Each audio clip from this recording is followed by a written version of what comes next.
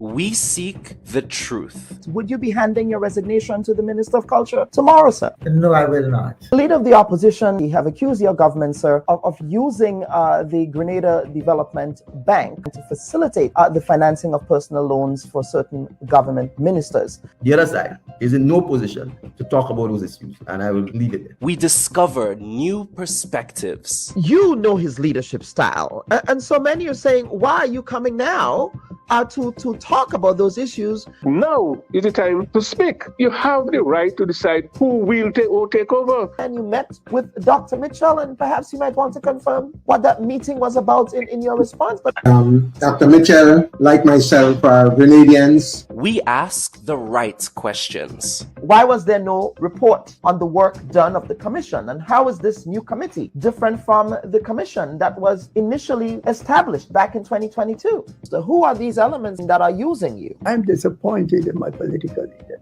And why is that animating those political conversations now? This is a very interesting question. The Bubb Report with Dr. Kellan Bubb. Thought-provoking, truthful, unbiased, and truly original reporting. Don't go there. You are a technocrat. I mean, you can speak to whether or not it was appropriate or inappropriate for that to occur. Would you have done that as a permanent secretary? Politicians get the information from wherever source that they can.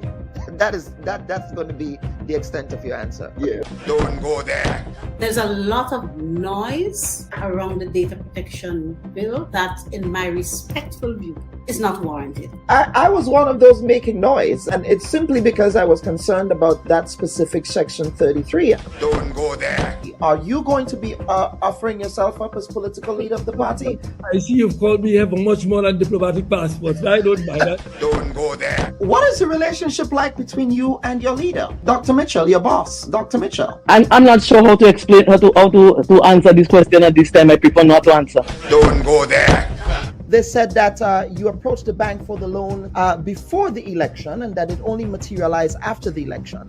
There are also conflicting reports around the quantity of monies that were received.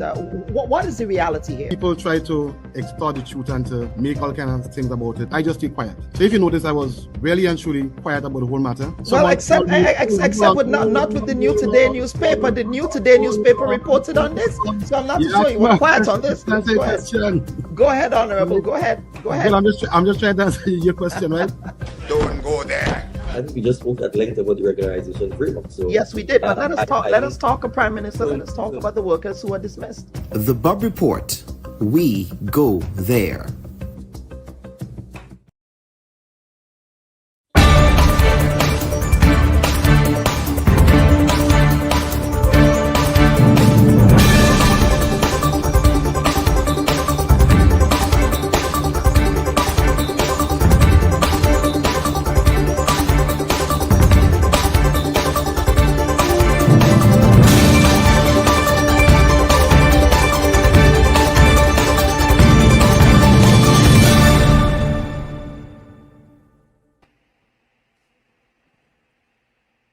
Viewers and listeners, a pleasant good morning to all and welcome to yet another edition of the Bubb Report. Of course, if it's Sunday, it is the Bubb Report at 10 a.m.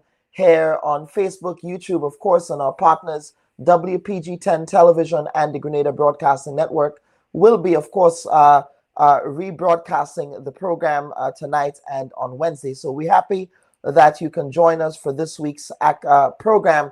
Now, of course, before we get into the program, we encourage you to like and share this week's program so that others can have an opportunity to come into the room and partake in what is expected to be a series of important conversations on matters of national development and national interest. Of course, myself, I'm back in the classroom in respect of my professorial duties, and it's good to be back in the classroom. I know that in Grenada, school has also reopened last week, so I trust, or the week before, I believe.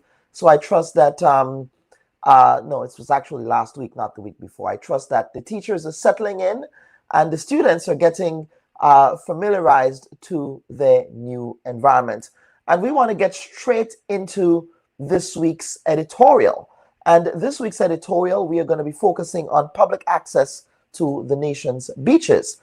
Now, news last week that citizens of Grand Mall in St. George and the national community were restricted access to the Grand Mall beach owing to climate mitigation boulders that were placed there to stem erosion is a reflection not only of the tensions between climate change and coastal development, but it is also a reflection of the rights we have come to take for granted in Grenada, and that is free access to the nation's public beaches.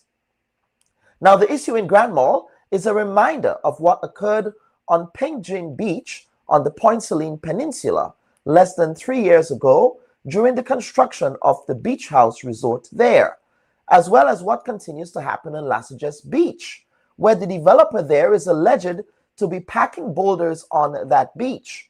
Now, over in True Blue Beach, sources tell us there is a fence that is almost dividing the beach in two, which restricts access to the entire beach there.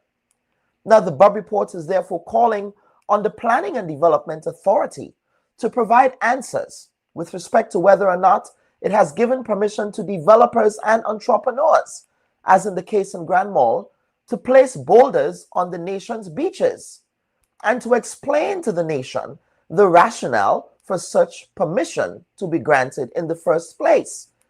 Now, beach access is one of the few bastions of Grenadian patrimony left, and to lose it will be a return to the colonial heyday of the Lord Brownlow days. Who remembers Lord Brownlow in Lasajes, who attempted to block access to the Lasajes beach, but who was met with devastating consequences for his high-handed and, quite frankly, racist colonial actions back then.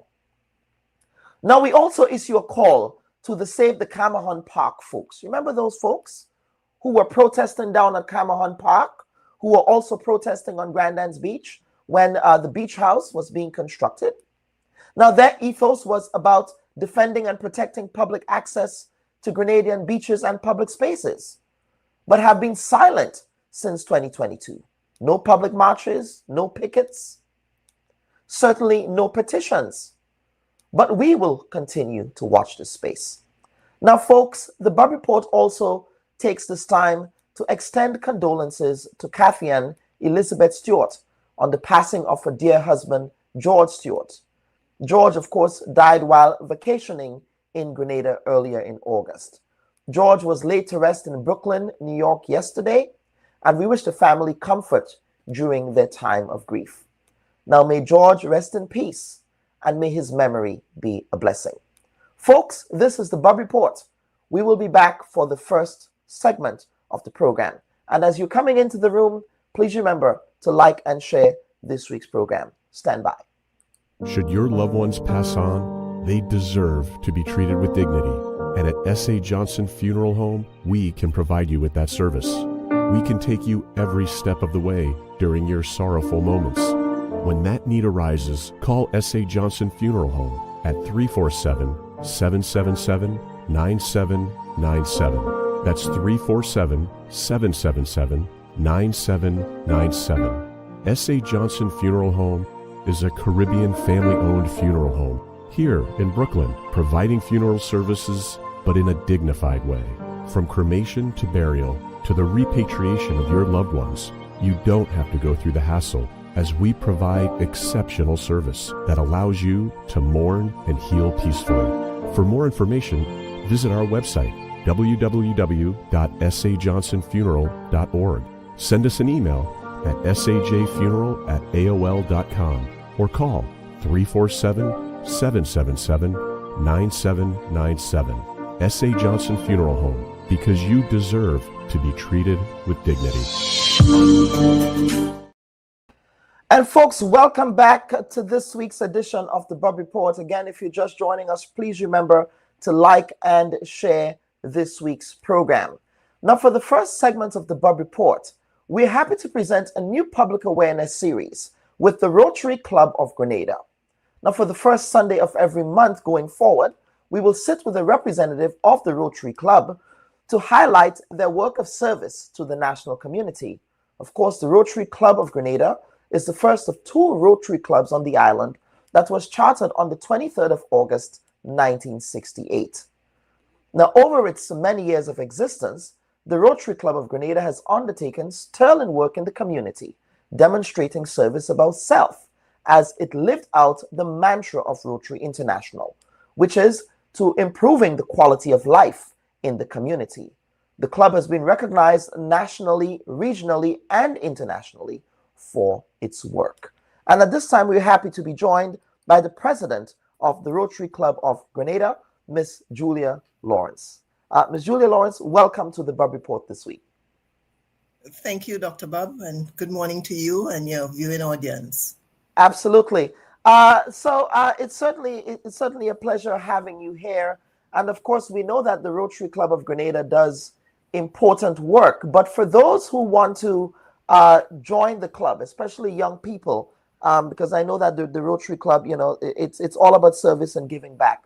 But first and foremost, tell us who you are and your role as president. I am Julia Lawrence, as you said, the current president of the Rotary Club of Grenada. This is my 20th year with the club. Mm-hmm. I've served in different capacities on the board. I'm also a past president. Yeah. Okay. Over the years, I have led one of the key projects of the club, which is this eye care project, and I've led that for 12 years. So I've had 20 very satisfying years as a member of the Rotary Club of Grenada. That's certainly a long time. Now, what is Rotary International? Rotary International is a group of, is a global network of volunteers. There are some 1.2 million of us across the world, across 130 countries, and we are united in that we get together and we work to improve lives in our community. Rotary International started back in 1905 by Paul Harris. It started in Chicago, and he pulled together some professionals of various backgrounds so that they could exchange ideas and engage in meaningful dialogue. The first project that was one of the earlier projects that was undertaken by Rotary International was the building of a public toilet. So their discourse as professionals eventually led them into doing humanitarian service. And so that was one of the service projects that they undertook. Rotary International as an organization is comprised of, you have Rotarians and you have Rotaractors. The Rotarians are the more mature grouping of us. The Rotaractors are if I would say, the younger members who are, they work together, they try to develop their leadership skills, and we're all engaged in projects that will improve lives in our community. So the Rotaractors, in essence, they're sort of like a leadership incubator, would you call it that? Yes, okay. Indeed, yes. Leadership and service incubator. Now, you let us now talk about, in the context of the Rotary Club of Grenada, its history, its founding.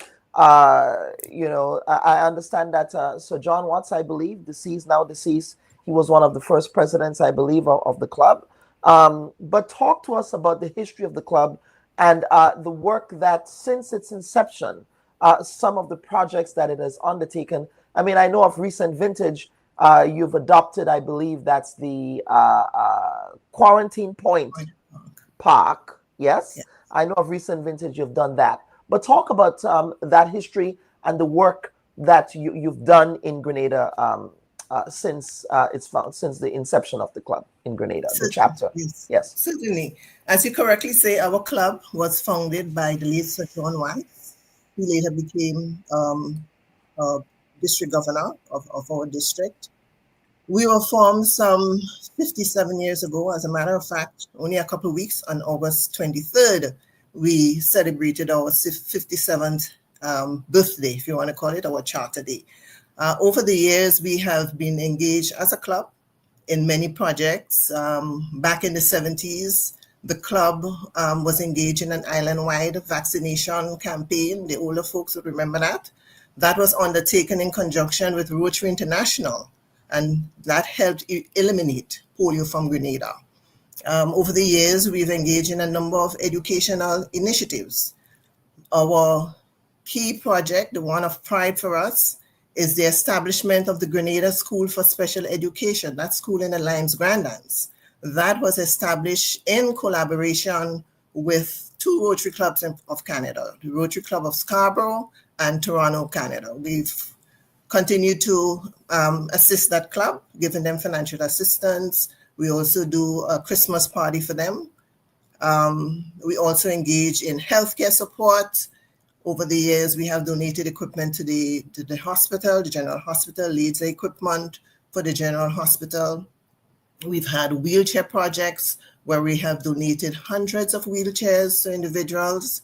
Our eye care project, as I mentioned earlier, we have distributed hundreds of pairs of glasses over the years. Now, those two projects in particular, we must appreciate that the economic impact has been significant.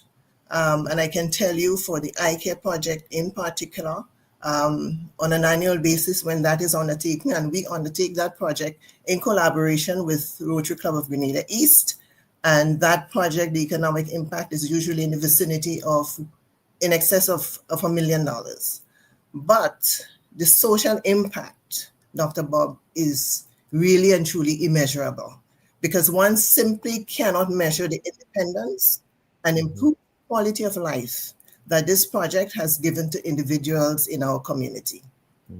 In the area of health, as recent as May of this year, our club undertook a health project in St. John's, where we did a number of different types of screening, breast exam, pap smear, EKG, quite a variety of examinations and services were provided. We saw 117 persons, and these services were truly appreciated by the community. Re-quarantine point, we have a lease from the government of Grenada, a 30-year lease, for the development of the point as a park, and we have done so. We have constructed a playground, a gazebo, washroom, a walking trail, thereby providing a safe space, a safe green space for our community. We encourage persons to come out there and utilize the park, but don't destroy it for us, please. Come out, use it, yeah. We have also been engaged in disaster relief after Hurricane Ivan, and that is, I joined the club immediately after Hurricane Ivan.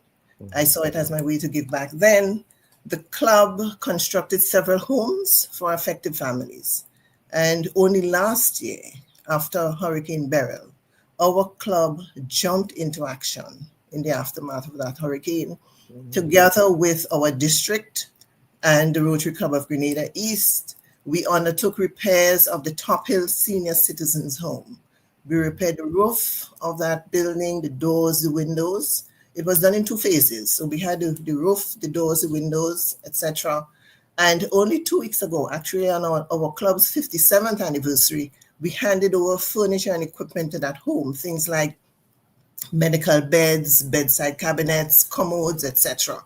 These bits of furniture and equipment certainly would make a difference to the lives of the residents and the work of the caregivers.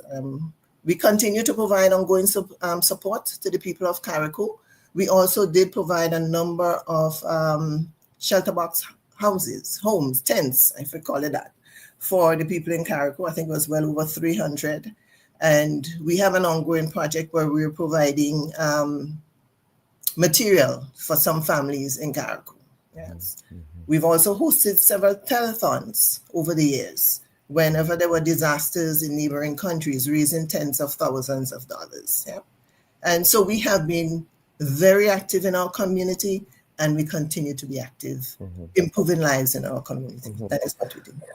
Now, over the next year, what are Rotary's plans and programs, in addition to those you've just outlined?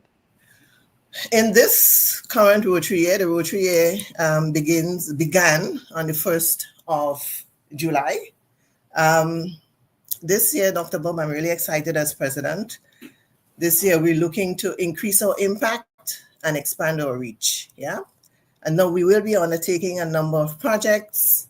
A special one for me is the Learn to Swim for the Grenada School for Special Education. As I indicated, we have a relationship with that school. Yes. And so we will be putting in place a swimming program for them so that they can learn to swim. I'm happy to say that that program will be launched in October. It will be led by one of our own swim coaches working with Debbie Eastwood and the Learn to Swim team. And at the launch, we would have a reading by the book by our young author, who is also a Rotarian, that's Katie and Andrew. And if I may, Dr. Bubb, her book, we would read it. She would read it to the students. Winnie and the Waves, the Grenada Learn to Swim Week Adventure. And that will be the kickoff.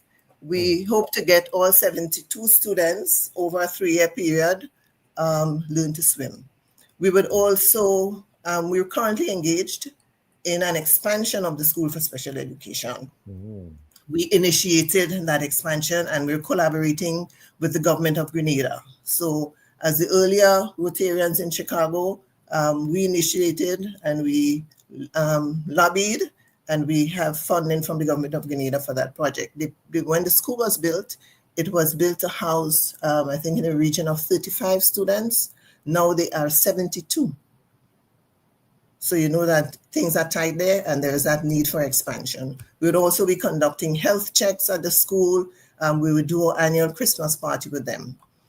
One of our other big projects would be child obesity awareness program. Children obesity across the region, across the globe, has been growing, and we know that invariably obese children grow into obese adults, and that comes with all kinds of problems, diabetes, hypertension, heart issues, etc. So we want to nip it in the bud. Whereas in the past, we did projects such as diabetic foot care and wheelchair projects. That is after the obesity has had its effect. We want to nip it in the bud. So this year we'll be targeting children between the ages of 5 to 9, and we're hoping to distribute some 1,000 water bottles to those children, and also to provide education on the benefits of drinking water. The thought process is that the more water they drink, the less sugary drinks that they will intake. Yeah.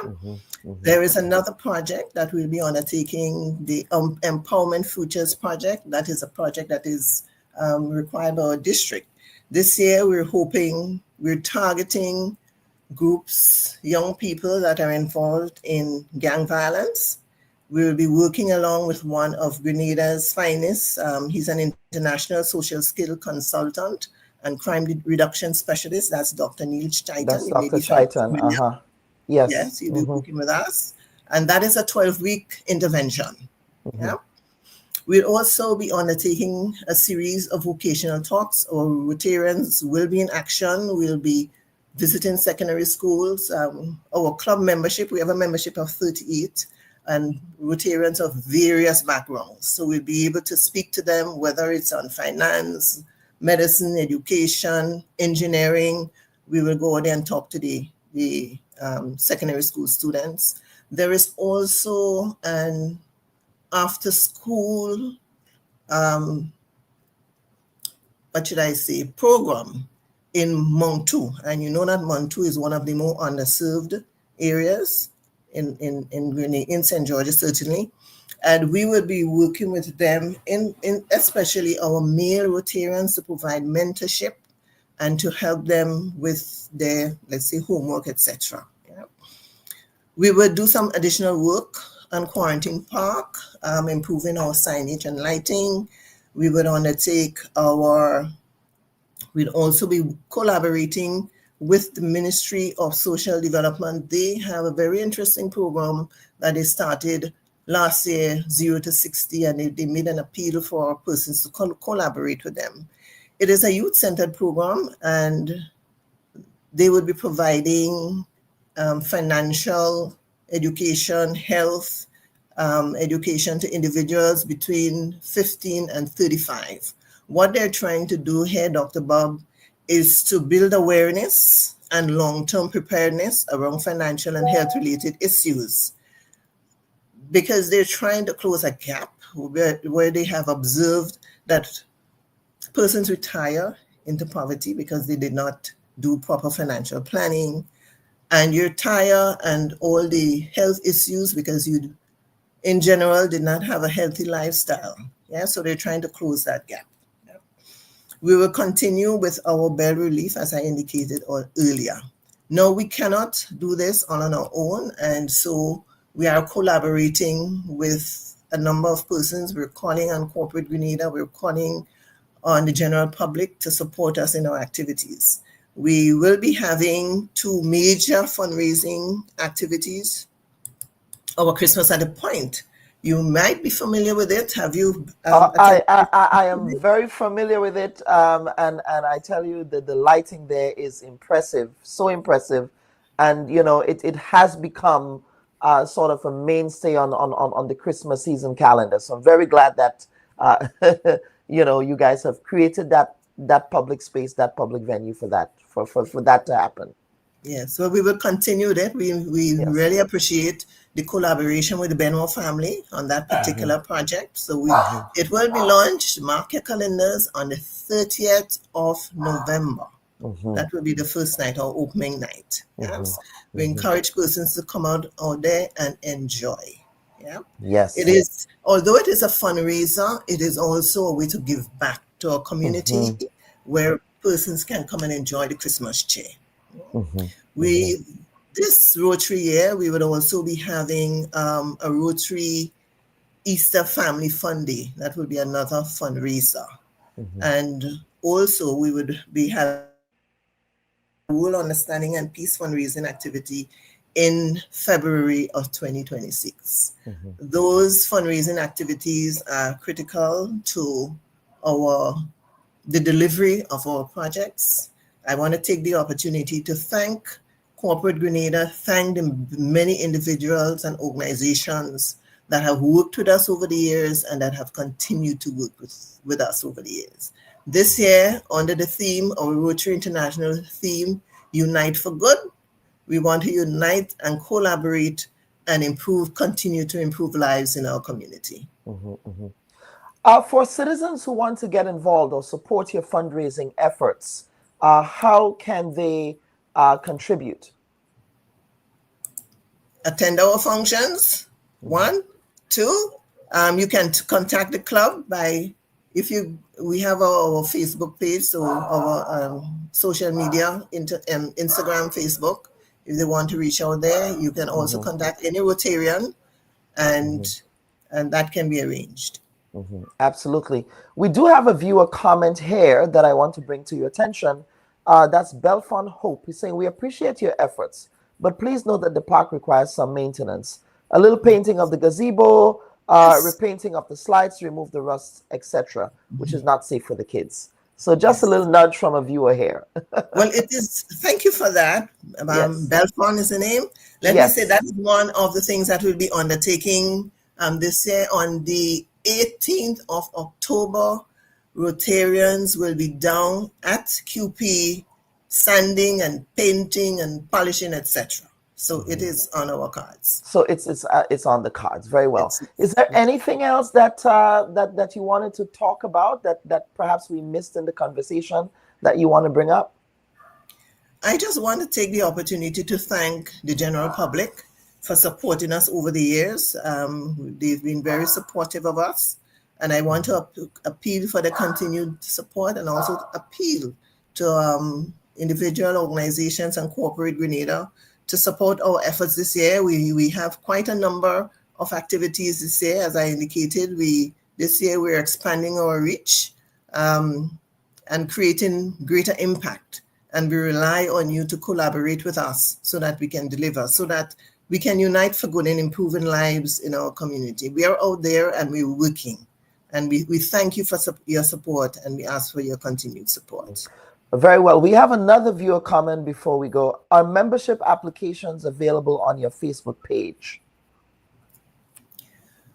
they can contact us. I don't think there isn't a membership application per se. If there is a site on Rotary International that would link you to our club, but if you go to our club and you send a message to us, let me say that one cannot just turn up at a meeting. You have to be, it's still by invitation. So you have to get in touch with a Rotarian or to the club so that someone can invite you, to come and see what we do, spend some time with us and see if it is, and get a better understanding of what we do. Because the work of Rotary is really and truly done at the club level. So you need to experience what goes on at the club. This is where we plan and implement our projects, learn from each other, and socialize. We build relationships among each other, and that's how we get things done. Can the public come and lend a hand in the maintenance work on the 18th of October? Certainly. Very well. So, general public, please lend a hand. Of course, that space, that is a cherished public space, I believe, out there in Quarantine Park, and the work that you've done in bringing it to a particular quality standard, a very impressive quality standard. When I go to Grenada, I go there with my godson to play on the different playground activities that they have there for kids, and he loves going there.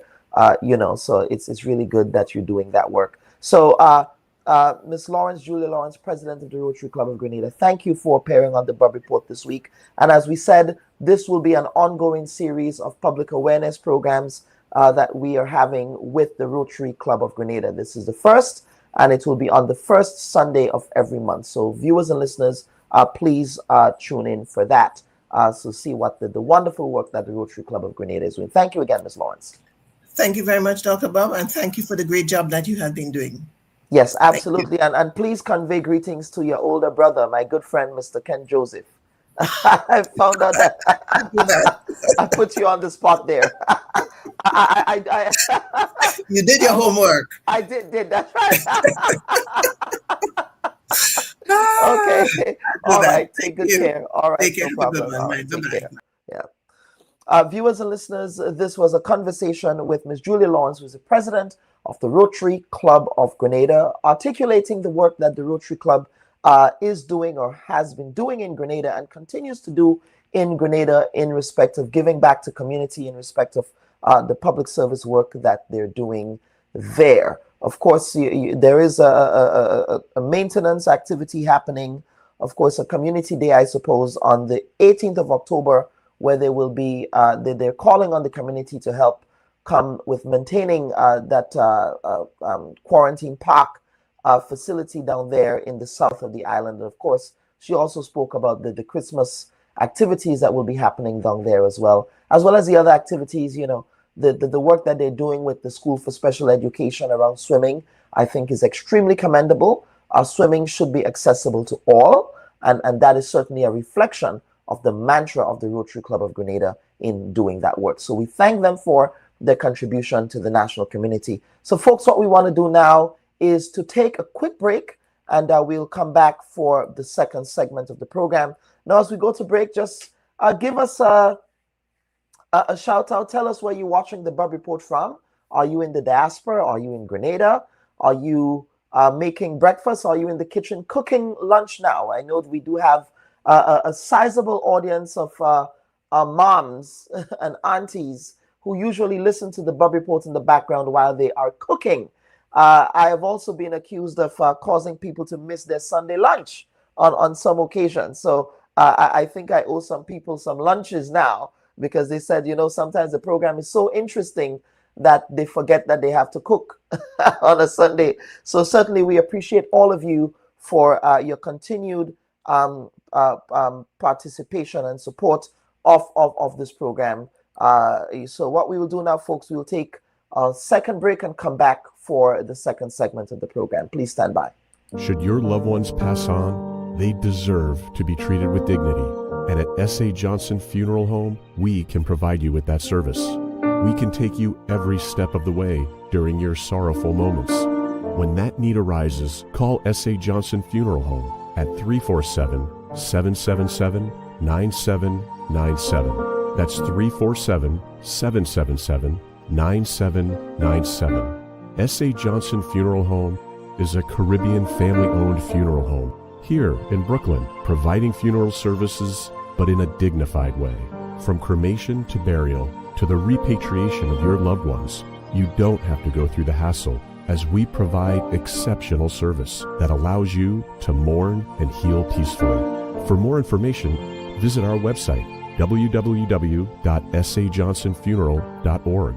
Send us an email at sajfuneral@aol.com or call 347-777-9797. S.A. Johnson Funeral Home, because you deserve to be treated with dignity. Tell us, a commissioner of police, tell a politician, back off. You have no knowledge of the law. You have no knowledge of law enforcement. You cannot force my officers to do the wrong thing. But that is somebody's son. That is somebody's child. That is part of a family. And I think that is the part that they are missing out. Because E and F are apt to be used oppressively. It's like because we don't see disabled people as sexual beings, which is ridiculous. You mean they don't want to listen to your version of science? They have their own science. You have your science. What we need to do is teach people to think and not what to think. Today, it's too bad that everybody do what they want. If I could forgive Bernard Ford, then I could forgive Bob Morris too. And today, on this day, I no more have anything in my heart for what he did. The education system has to be very fluid and dynamic because we're living in very different and changing times. Treating all your citizens equally, all your citizens fairly, recognizing each group, not discriminating against one or the other.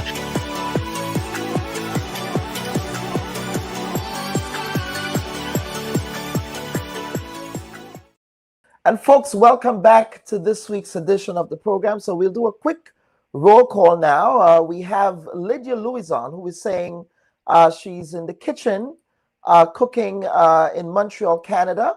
Ms. Louison, are you cooking up an oil down today? Are the breadfruits in Canada, are they any good? If you are cooking, if you are making oil down, that is, you know. I sometimes I see some breadfruit in here in Washington, and they look like they've seen a lot of trouble, a lot of trouble. So we have Miss Louison. We have Auntie Pat, Henry McIntyre, of course, who is watching from Gulf Coast, beautiful Gulf Coast in St. George's, Grenada. Auntie Pat, it's good to have you locked on the program. We also have Susan Worm, who is watching from Grenada as well. Then we also have here Sherma Alexander, who's watching from Calgary. Then we have Caroline Edwards in my kitchen preparing lunch here in Grenada. Miss Edwards, what are you cooking up this morning? Then Arthur Langine is watching from Brooklyn, New York on a wet day. Yes, while I was up there for the funeral of dearly departed George yesterday, there was a lot of rain in the Brooklyn area. We have a VM from Edmonton, Canada. Onika is viewing from Brooklyn, a regular viewer to the program, and she is doing laundry while she's doing that. See, people are either cooking or doing laundry. Then we have Evelyn Jones watching from Rockwell, Texas. Then, of course, we have Leonard Greenwich, Pear. Mr. Pear is watching from Four Roads on Grenville Street in St. George's, Grenada. Then, of course, we have, how could I miss this? Let's see here. Roger Mitchell is saying, I always try and get all my cooking done before the program. I believe, Mr. Mitchell, you're in Toronto. You're in Toronto, Canada. And, of course, my brother, my dearest brother and best friend, my other best friends, I may get in trouble for saying that, Dr. Randall Terry Christopher, surgeon extraordinaire. He's watching with his other brother, that's Sheldon Jones. They're out there in Charlotte, North Carolina. And of course, Sheldon and Terry, they come from Bylands. They have Bylands, deep Bylands roots in St. Andrews. Then Deborah Brown is saying, Kellen, no breadfruit in Montreal, Canada. No, it's chicken in the oven. Susan Worm, Dr. Bubb, watching lovely breadfruit on my tree. So please send me up some folks. Then Then we have Anthony Howard is saying, and of course that's a question for the Rotary folks. Can folks in the U.S. make tax-deductible donations to Rotary USA specifically for Grenada? That is a question, of course, I can direct to the Rotary Club of Grenada. Hopefully they're still watching so that they can see this.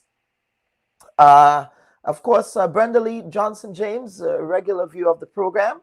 I hope Kenny's also watching the program, Brenda Lee. Making breakfast and the Bubb Report. I like the sound of that.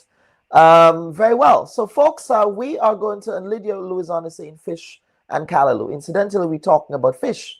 That is the conversation. So, folks, we want to get into this segment right away. A very, very important segment. Now, the NOAA Fisheries Department in the United States has imposed the seafood import restrictions on 46 nations, including Grenada, citing the need for adequate protections to ensure the safety of marine mammals during commercial fishing. Now, the federal agency announced on the Friday, August 29th, that beginning on the 1st of January 2026, that is, fish and fish products from foreign fisheries listed on the list of foreign fisheries without a comparability finding will be barred from entering the U.S. markets. Now, however, this announcement was a long time coming, as Grenada was required to implement procedures that a harvesting nation must follow and conditions to meet in order to receive a comparability finding for a fishery.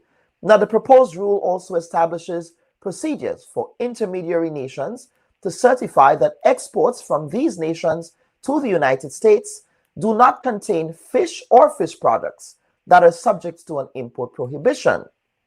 Now, further, the affected countries, including Grenada, was given until the 9th of November 2015 to provide comments and feedback to the proposed rule, which went into effect in the following year, 2016.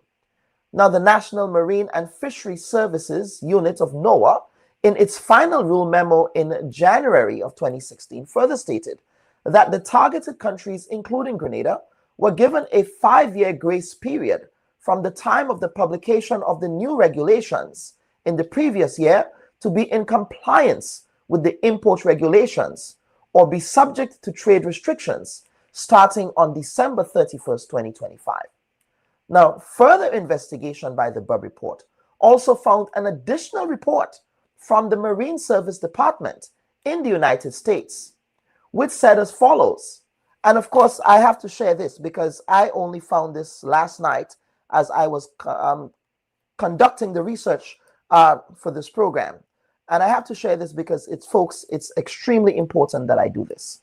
And quite frankly, I think this is sacrilege if you think about it. Now, this is what the NOAA website says. It says NMFS held a consultation with Grenada in May of 2021. In August of 2022, NMFS was made aware that Grenada's fishing ministry was undergoing a significant turnover or staff transition.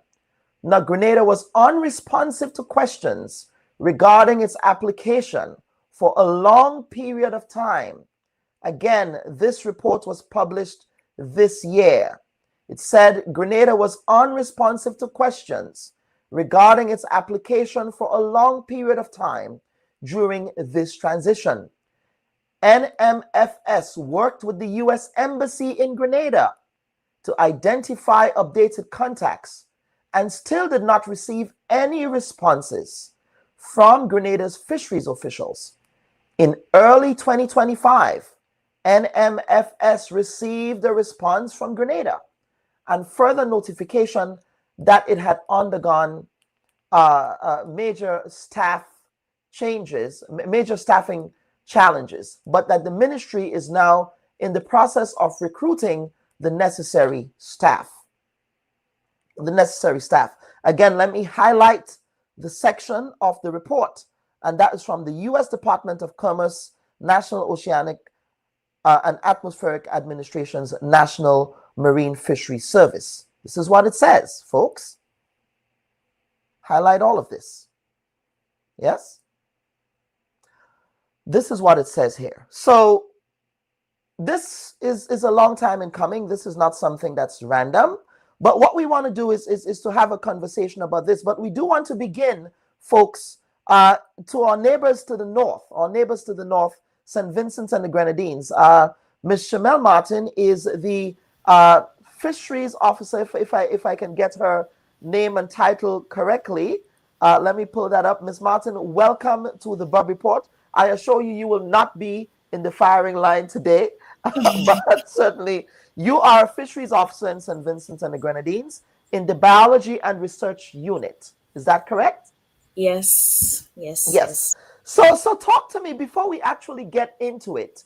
Your role as a fisheries officer in the context of overseeing the fisheries sector in St. Vincent and the Grenadines. Okay, so as a marine biologist in the biology and research unit, it's our responsibility to draft policies or create management strategies so that we could protect the local stock. We also interact with international and regional bodies to ensure that whatever regulations we put in place is aligned with the regulations they have. Very well. So let us get into the conversation about regulations in the context of St. Vincent and the Grenadines, because I find St. Vincent and the Grenadines to be an interesting test case in this story here. And that is because I believe in St. Vincent and the Grenadines. St. Vincent and the Grenadines, as far as I'm concerned, is considered a marine mammal harvesting country. That is correct. With that, correct. Okay, so talk about that culture of whaling in St. Vincent and the Grenadines, first and foremost. So we have two types of whaling in St. Vincent and Grenadines. We have the Aboriginal subsistence whaling in Beckway, where we have a specific quota as to how much humpback whales that we can take. And we also have the small cetacean whaling in Barley, where, traditionally they catch like shark fin pilot whale and just small cetaceans in general. Now, the conversation we're having here speaks to the United States doing reviews on countries that do marine mammal fishing activities, right?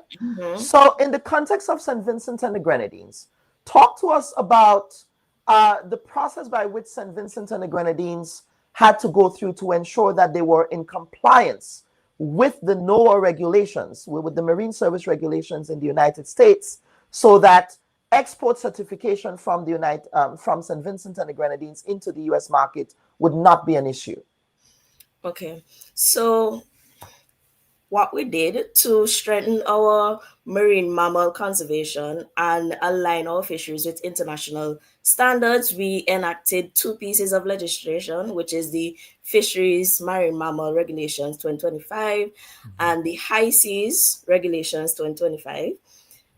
We also created a marine mammal bycatch management plan, and to show our commitment to actually enforcing all these regulations, we also sent them a communication strategy plan where we look to educate the public and the fishers about the new regulations and even train our enforcement officers to ensure that we have compliance. How long did that take in the grand scheme of things? Do you remember, or was that a year-long, 2-year-long process? I would say like a year long. A year-long process, right? Yes, or even shorter. Right. So when you send that information to NOAA in the United States, what sort of verification process did they proceed with to ensure that St. Vincent and the Grenadines was in fact enforcing what they wrote on paper? You mentioned the communication strategy, speaking to fishermen, having legislation in place. Is it a case that inspectors came down from the United States to do that? Or did you have meetings with them? What did that look like? Well, yes. So before my time, they would have had constant communication with NOAA. NOAA sent us a preliminary denial, and it highlighted all the necessary actions that we needed to take to comply with their standards.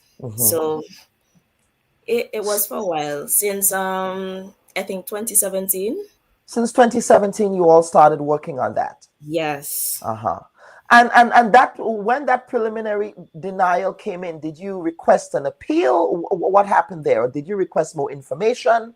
How did you treat with that preliminary denial? So I think they received 2 preliminary denials, and the first one, we would have done surveys to show that we do not have bycatch, as in the fishers don't have marine mammals as bycatch. And in the second preliminary denial, they showed us how our tuna and tuna-like species, or our export fishery, was how marine mammal could have been seen in our export fishery. So what we did, we passed the fisheries mammal regulation.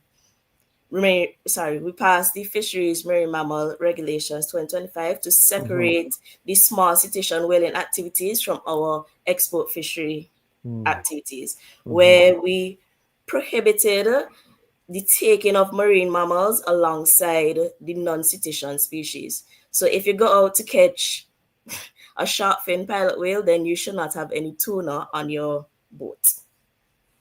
But how would you enforce that? I mean, how, if a fisherman comes in with do you have like inspectors on the jetties? So yes, also in that same regulation, all marine mammals must be landed at a specific location in St. Vincent, and it must be overseen by an authorized officer. It must be overseen by an authorized officer. Okay. Now, let us talk about, were there any tensions? I mean, because of course, St. Vincent is a marine mammal harvesting country with whaling that you just referenced. Were there any tensions that came up, or any conversation that came up around that tradition that St. Vincent has carried on for centuries? Did the Aborigines, the indigenous communities carried on that? You know, I'm sure the Garifuna people were part of that too. What was that conversation like, if you were part of those conversations with the U.S.? No, I wasn't a part of those. Oh, you were not part of those. Okay. Concerns were somehow we felt like our food security would have been taken away from us, in that yes, whaling is a traditional and cultural practice, and the US market is very, very important for our fishers. So we did not know. We had to sit down and we had to really, really, really, really think about how we're going to separate the two industries so that we could still conduct our traditional practices and still be able to keep that very important market. In the context of whaling, you did say that there were, I think, a limited number of whales that can be caught every year. Can you talk about that part of it and how that is enforced in St. Vincent and the Grenadines? Okay, so under the International Whaling Commission, we are assigned only 4 humpback whales per year. So that is not our decision to put a quota on the humpback whales for Beckway. And they assigned this quota to us because in Beckway, we do Aboriginal subsistence whaling, which is a practice that has been for many, many years, and they understand this. So they give us a quota so that we're able to continue our fishing, but in a sustainable way where it would not affect the actual population of humpback whales. Of humpback whales, right. So that it's sustainable in a way there, yes. Right. So they would conduct their own stock assessment and assign different quotas to different islands and countries. So from that, we were assigned 4 humpback whales per year. And the final question I have, in the context of your the division of fisheries, how many fisheries officers are assigned in your division? Of course, you're also a marine biologist. So talk to us, if you will, and that will be the final question, about the structure of your ministry there in the context of, you mentioned the fisheries officers who do the inspections. Of course, you have persons like yourself, the marine biologist aspect of it. Talk to us about that specific division in the ministry there. Okay, so we have about 5 units. We have the extension unit. The extension unit usually interact with the fishers. They also do inspections. We have the high seas unit. They're responsible for actually drafting the policy and making sure we have compliance, monitoring, and control. We have the biology and research unit, and I would have already told you about what our responsibility are to manage at a species level. We have conservation unit, and they also help in doing assessments to ensure or to monitor the conditions of our habitats and monitor for compliance for all our regulations. We have the quality assurance and product development unit to deal with export and health certificates.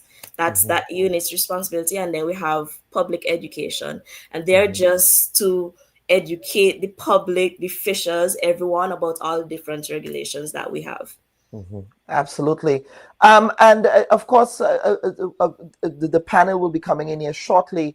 I'm not too sure where the senator went, Senator Roderick Sinclair. I'm not sure what happened. But one of the things as a follow-up to that has to do with export to the EU market. The St. Vincent and Grenadines find a lot of challenges, and I see you smiling, and I suspect I know what your answer might be, with exporting fish to the EU market. Is the bar higher than it is for the United States? Or have you experienced more challenges with them than the US? Well, currently we have been carded, and we are not allowed to export to the EU market. Oh, you're not? And did they say why? I will not be the best person to speak to speak to that, and that's totally fine. I suspect, of course, Minister Saboto Caesar, who I spoke with, I suspect he might be the best person to answer that, because you're just a technocrat here. Any final comments from you? As you know, hopefully we can have you back for other segments on fishing, because that's such an important sector of the economy. And the final question, from me is, in the context of fishing as a contributor to the national economy of St. Vincent and the Grenadines, do you know what the data says about fishing exports in particular and its benefits to the Vincentian economy? So currently, I think conch, yellowfin tuna, and lobster are our biggest exports out of the country. Yes. The biggest exports. Very well. Well, Yes. Thank you so much, Ms. Martin, for appearing on the Bubb Report this week, and certainly it was a pleasure having you. No problem. Thank you for having me. Absolutely, folks. That was, of course, Ms. Shamel Martin, who is a marine biologist. She's a fisheries officer, biology and research in the biology and research unit of the St. Vincent Division of Fisheries. Of course, there's a very critical conversation about Grenada's own place in the context of this fisheries ban. So what we will do now is to take another break, and we will be back for the full panel segment of the week. Please stand by for that. Don't go there. You are a technocrat. I mean, you can speak to whether or not it was appropriate or inappropriate for that to occur. Would you have done that as a permanent secretary? Politicians get the information from wherever source that they can. That's going to be the extent of your answer. Yeah. Don't go there. There's a lot of noise around the data protection bill that, in my respectful view, is not warranted. I was one of those making noise, and it's simply because I was concerned about that specific section 33. Don't go there. Are you going to be offering yourself up as political leader of the party? I see you've called me here for much more than diplomatic passports. I don't mind that. Don't go there. What is the relationship like between you and your leader, Dr. Mitchell, your boss, Dr. Mitchell? I'm not sure how to explain how to answer this question at this time. I prefer not to answer. Don't go there. they said that you approached the bank for the loan before the election and that it only materialized after the election. There are also conflicting reports around the quantity of monies that were received. What is the reality here? People try to extort the truth and to make all kinds of things about it. I just stay quiet. So if you notice, I was really and truly quiet about the whole matter. Well, except with not with the New Today newspaper. The New Today newspaper reported on this, so I'm not too sure you were quiet on this. Go ahead, Honorable. Go ahead. Well, I'm just trying to answer your question, right? Don't go there. I think we just spoke at length about the regularization framework. So yes, we did. But let us talk, Prime Minister. Let us talk about the workers who are dismissed. The Bubb Report. We go there. And folks, welcome back to the program. Now we are continuing this conversation on the segment we call Fishing for Answers, the how and why of Grenada's potential fishing export ban to the United States of America. And we are joined by the farmers and fishers representative in the Grenada Senate and the Upper House of Parliament, Senator the Honorable Roderick Sinclair. We are also joined by Mr. James Nicholas, who is a veteran fisherman, and he was also the manager, I believe, of the Grand Mall fishing facility there for many, many years. And he has worked with the Southern Fishermen Association in Grenada for many years as well. That is Mr. James Nicholas. And of course, Mr. Michael Batiste. Now, people think that Mr. Michael Batiste is only a political pundit, but the reason why I brought Mr. Michael Batiste here on the program is, of course, he was, of course, Grenada's former Minister of Fisheries at a critical time in Grenadian history. And that was when Grenada hosted the International Whaling Commission meeting in the early 2000s when Mr. Batiste was the Minister of Fisheries then. And so he has some institutional knowledge with respect to understanding international negotiations in that marine space. So we want to thank Mr. Batiste for agreeing to appear on the program this morning. And of course, full disclosure, Mr. Batiste is also a cousin of mine. Even though he's from Munich, he lived in Munich, he's actually originally from Pomrose in St. David's, right, Michael? So thank you so much, Brother Batiste, for being here. Now, gentlemen, I do want to begin with the senator before I get to Mr. Nicholas and Mr. Batiste. Senator Sinclair, let us talk about your initial reaction to the announcement that we got earlier. It seems that there is a genesis to this, and so what we want to do, Senator, is to peel back the curtain, if you will, to speak of the genesis of these new set of regulations that Rule 80, in particular, around marine mammals, that the U.S. wanted to put in place to begin with. Let's start there. Thank you, Kellan. Good morning, and thank you for having me. And of course, I want to say good day to the listening public. Of course, our fishers, particularly, who are out there listening in to this important conversation. And my good friend, Mr. Nicholas, and of course, my other good friend, Brother Batiste. Good morning to all of you. Of course, Kellan, I got a few messages a few days ago pertaining to this important topic. And so I went to do some research, and I must say, I should have maybe doing some research even before. And what I discovered is that sometime around 2008, you had the Center for Biological Diversity, which is an NGO specializing in conservation issues, along with the Turtle Restoration Network. And they came together and they would have petitioned the government. And that is a normal legislative process that citizens have in Grenada. Here, we can also petition the government. I myself would have brought a few petitions to the parliament, and some people thought maybe it was a joke. But it's very important. That's how you cause legislative changes outside of using a normal... Stick a pin. When you say petition the government, you mean the government of the United States? Yeah. In this Correct. case, the government of the United States. Yes, I want us to be clear about that. Yes, please. Go ahead. So in this case, the government of the United States. When I spoke about, I did petition, it was Grenada government. Yes, right? So they petitioned the government just around 2008 to deal with the whole protection of swordfish. That's where it started, because they wanted to ensure that, consumers, the general public, they're concerned about where food is coming from, how things is treated, sustainability, issue of unregulated unreported, and illegal fishing. So to know that what they are consuming and supporting is something good. That spiral into a series of things. So this was submitted to the Homeland Security that would have oversight with NOAA and all of those agencies. And then inside of that, you had crowding in of many other conservation groups. So you ended up like with about 21 or so different groups supporting this petition, where they provide a series of statistics and reasoning and justification for their positioning. That document is available. It's about 30 pages long.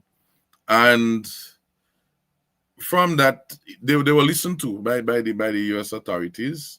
And then sometime around 2010, there was more work done because they have to consider the legislation, the Senate, etc., the Congress in the U.S. would have considered it. And then they start interacting with different persons, countries, etc.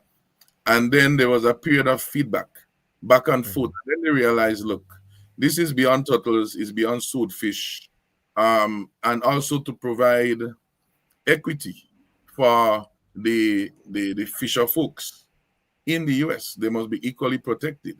So it's not just about inputs, but it's about protecting so everybody have a level playing field. And then they extend it now to other fisheries. And that is where the issue of commercial fisheries came into being. So it wasn't just about sword or marlin or yellowfin tuna. It came to, so now the whole regulations now with a focus on commercial fishing. And that is where this whole thing started. And through the back and forth, they realized that they need time for this thing to be implemented. So sometime in 1988, I think it was, or 1998, there was a series of legislation that the US would have introduced pertaining to their fishing industries. And they thought that having used that 5-year framework before, they thought that they should default and use a similar kind of window rather than saying, well, in 1 year, 2 years. So that is how this 2015 end up with this 5 years into 2020, 21. And of course, the COVID issues, which you would have picked up on. So that is what I found. So, so that some persons immediately, Trump again, and the passport again. And I say, well, let me do the research. And that is what I found years ago, this was taking place. I don't want to give the commentary on that, but I just presented that to start with, and I could give the commentary on my opinion. Yes, absolutely. And we will be getting into the second genesis because the context is important. Context matters here. But Mr. Batista, I do want to bring you in because I do want to take us down on memory lane a bit. Because, of course, Mr. Batista, many people may not know this, but students of history like myself know this because I was a young journalist at the time. And Mr. Leslie Pierce sent me to cover the International Whaling Commission meeting that was held, I believe, in Grenada at the time.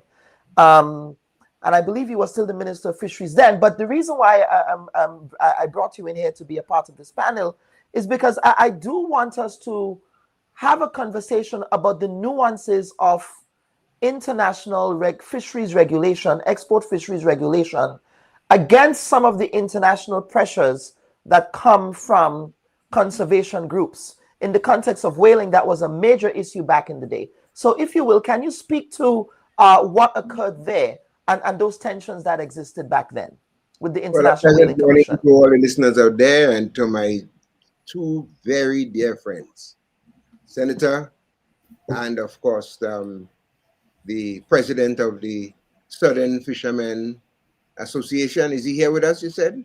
Yes, he is. Mr. Nicholas, yes. Mr. Nicholas, how are you? I haven't seen you in a very, very long time. I am always browsing St. George's if I could see you so we could have some good old conversation. But I'm glad that you're here. Look, the idea of countries putting regulations, upgrading their legislations, and putting pressure on small island developing states, especially islands with coastal villages that rely heavily on fishing, there's nothing new. When I was Minister of Agriculture, we faced the question of tuna fishing. They were trying to ban Grenada from exporting tuna. So immediately we compile a high-level delegation, and we went and we joined ICAT.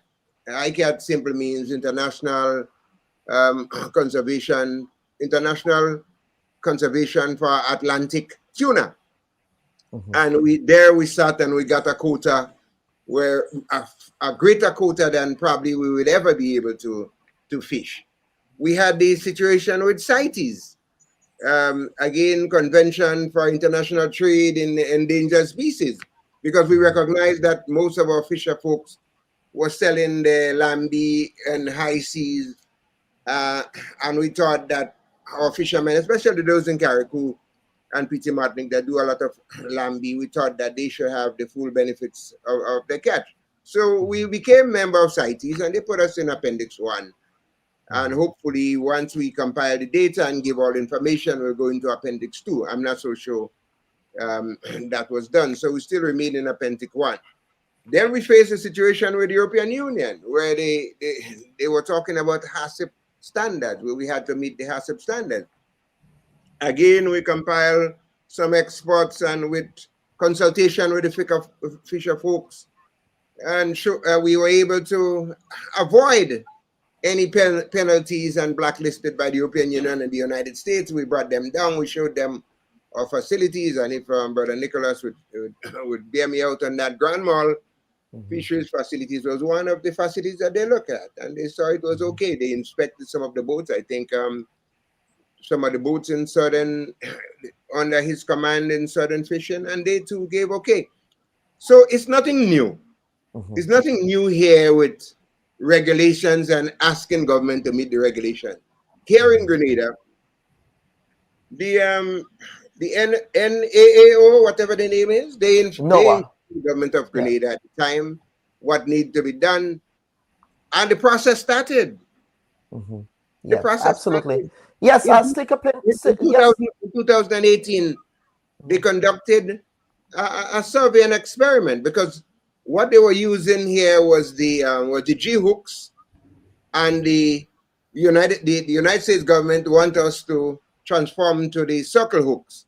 So the process started. There's a fellow there's a gentleman in Petit Martinique by the name of Mitchell. He conducted some survey on his longliner. We sent some people up in Miami on some basic training. So the process had to be continued.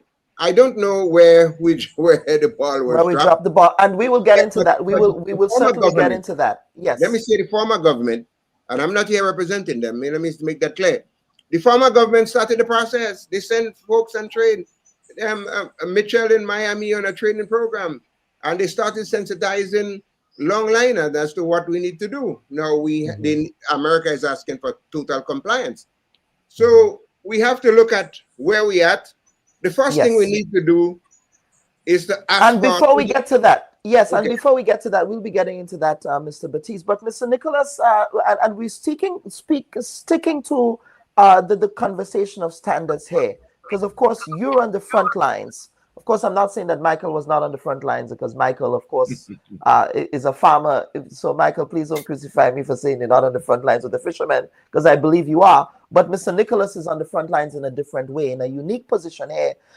So Mr. Nicholas, speak to in the past when these standards were, announced, whether it's by the United States, by the European Union, as manager of the Grand Mall facility, as president of the Southern Fishermen Association, how did you ensure that the fishermen under in your association, as well as the Grand Mall facility, was in compliance with what was requested? Okay. When we got into the fishing export part of it, our intention then, there was a series of training, and that had to do with the HACCP training, because it was first introduced by the European Union. And the reason for this is that we were trading with the European Union in Martinique, which is a part of France. And in those days, there was no such thing as HACCP with the US, because the US always seems to be behind the EU in terms of these sort of standards. So we and another country, I'm not sure if it was St. Kitts and Nevis, were the only two English-speaking Caribbean islands was allowed to ship fish animal product to the EU. So we went through a rigorous training program with the fishermen and the plant operators, and it was highly successful. We attained level 1 with the EU, which was exceptional because that is the highest level that a country can attain at that time. So we did very well in that area, and many other standards had to be met. This progressed very well, although it was expensive, especially for the fish plants and exporters and whatnot. But we had to maintain it because the Grenadian government at the time had set up what was called a fisheries, a group, I can't remember the term, but it was made up of the Fisheries Division, the Bureau of Standards, the Ministry of Health. And they would then inspect the plants and make sure that you are in compliance once every 3 months. I took the opportunity then to be fully trained in the HACCP implementation.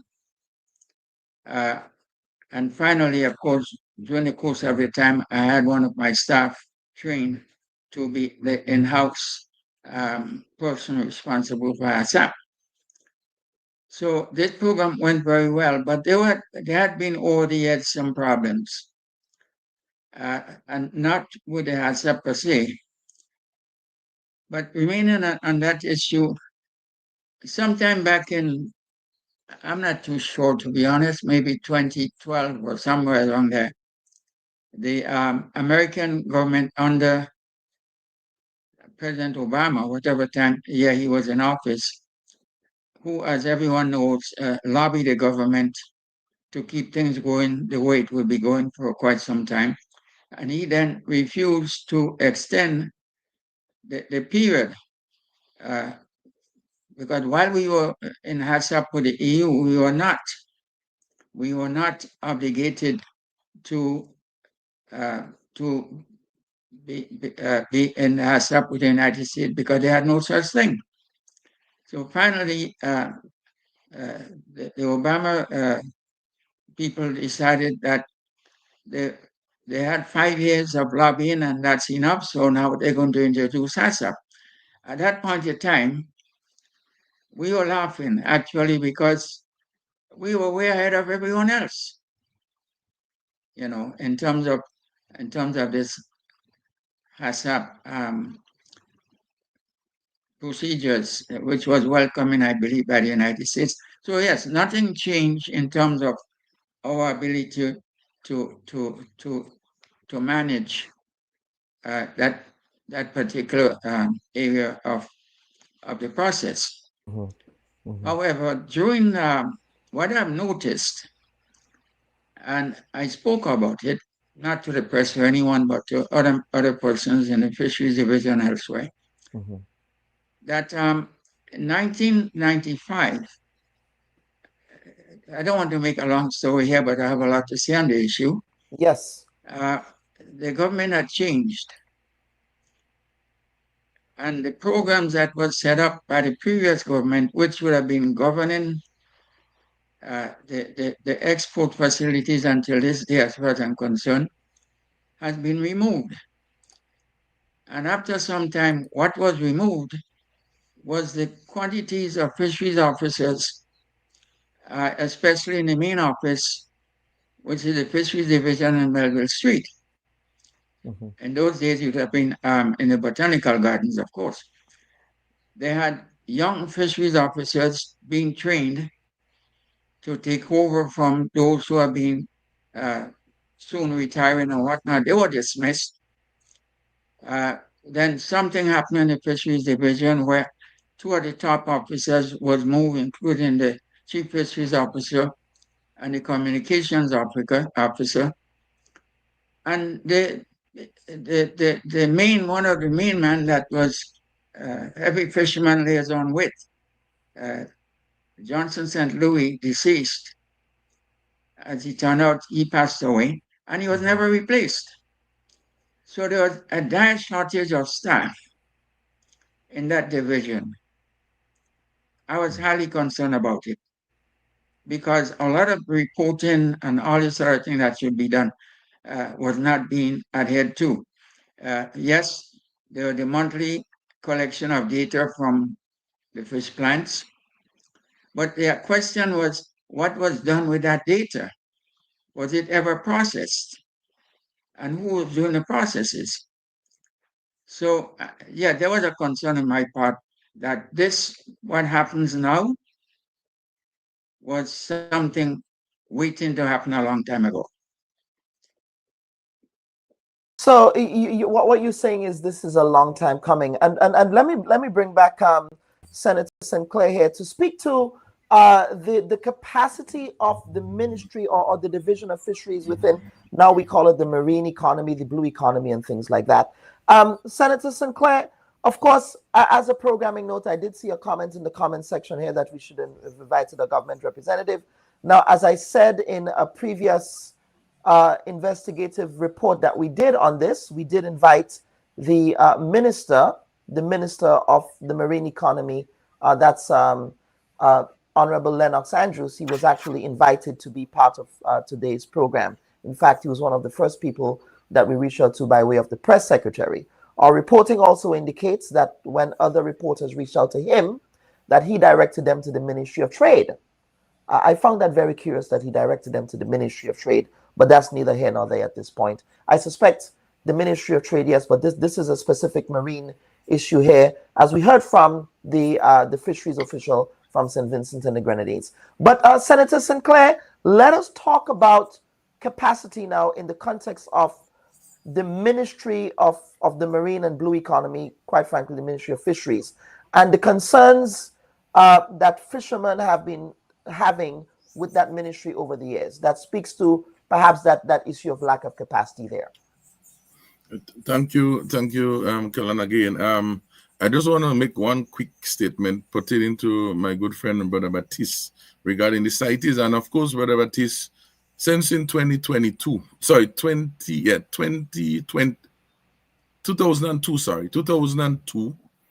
Grenada was notified about the issue pertaining to CITES and the conch shell, conch, that the lambi, and the whole depletion of stock and all of those things.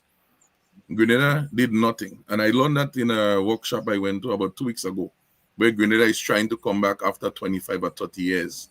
In 2026, Grenada still didn't even respond and say, as the consultant from Belize say, all Grenada had to say was, we didn't export any conch and we are working on some data. Nothing was done. 2008, they say, hey, we had enough of that. Now it's 2025. And that time we had a lot of stuff, but Nicholas. So the question asked myself, even if I have stuff, I ain't getting nothing done. That's a different discussion. So the matter of human resource has been a serious issue. I've raised it in the parliament. In fact, I've called in various motions back then regard that we need to have a chief agriculture officer, because since Mr. Daniel Lewis would have left, that place was literally empty. Then they brought on Brother Trevor Thompson for about a year or two. He retired, and after that he remained blank again. And then I think recently they had my good friend Brother Thaddeus Peters there. So it shows that there is really a lack of interest. Government speaks about some 3 to 1 or 3 for 5 when some retired and all of those things, and so they cannot overload the public service. We have to be serious. You have to be talking about the industry that brings in almost $60 to $70 million in foreign exchange, plus the local economy in terms of the amount of fishing at the local level. We are speaking about freight.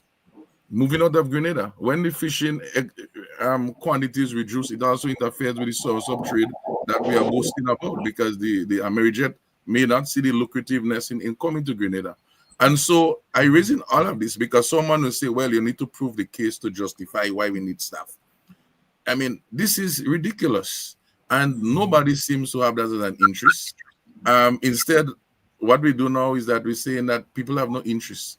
And we see the similar thing even in the agriculture part, where officers would have been retired and we have not. And at the same time, you have many other ministries today that keep adding stuff. You have MIT, you have Ministry of Legal Affairs, which my good friend, the Attorney General, have been able to adequately staff. And I said to my good friend, Senator Thomas, leader of government business, the last time, maybe you need to go and learn from how she gets staff, because when he was Minister of Agriculture, because all other ministries getting staff, setting up new departments, but nothing seems to be happening in agriculture.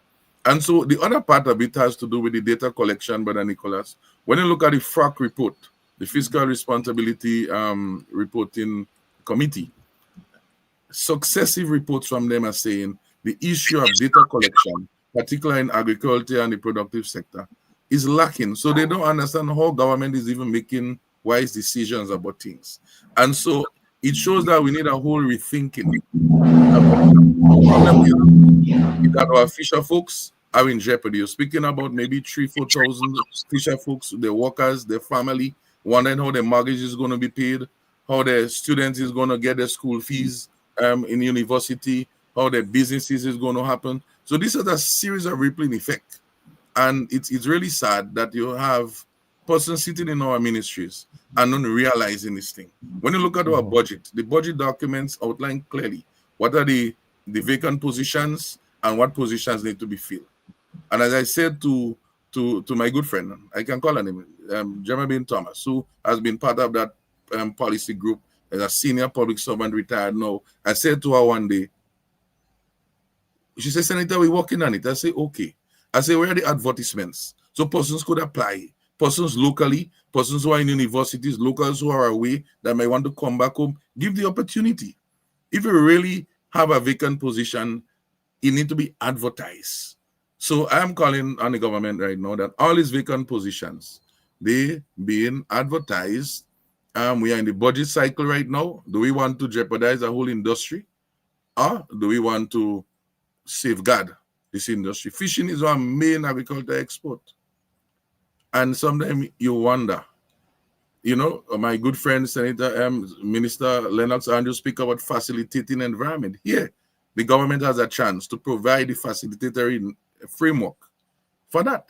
And having to go and talk about discussing and using diplomacy to solve this problem, as Brother Nicholas explained, this is not a diplomacy issue, because it is a regulatory issue that needs to be solved by doing the work. I want to congratulate you very much and our good friends in St. Vincent for having done what they have done. They can ship lobster, they can fish, they can ship fish, export conch, which we cannot export conch. They are doing yellowfin tuna. A few years ago, about 2 years ago, we had to rush to collect a set of data for yellowfin tuna. It was done quickly. And so the question asked, how was it done?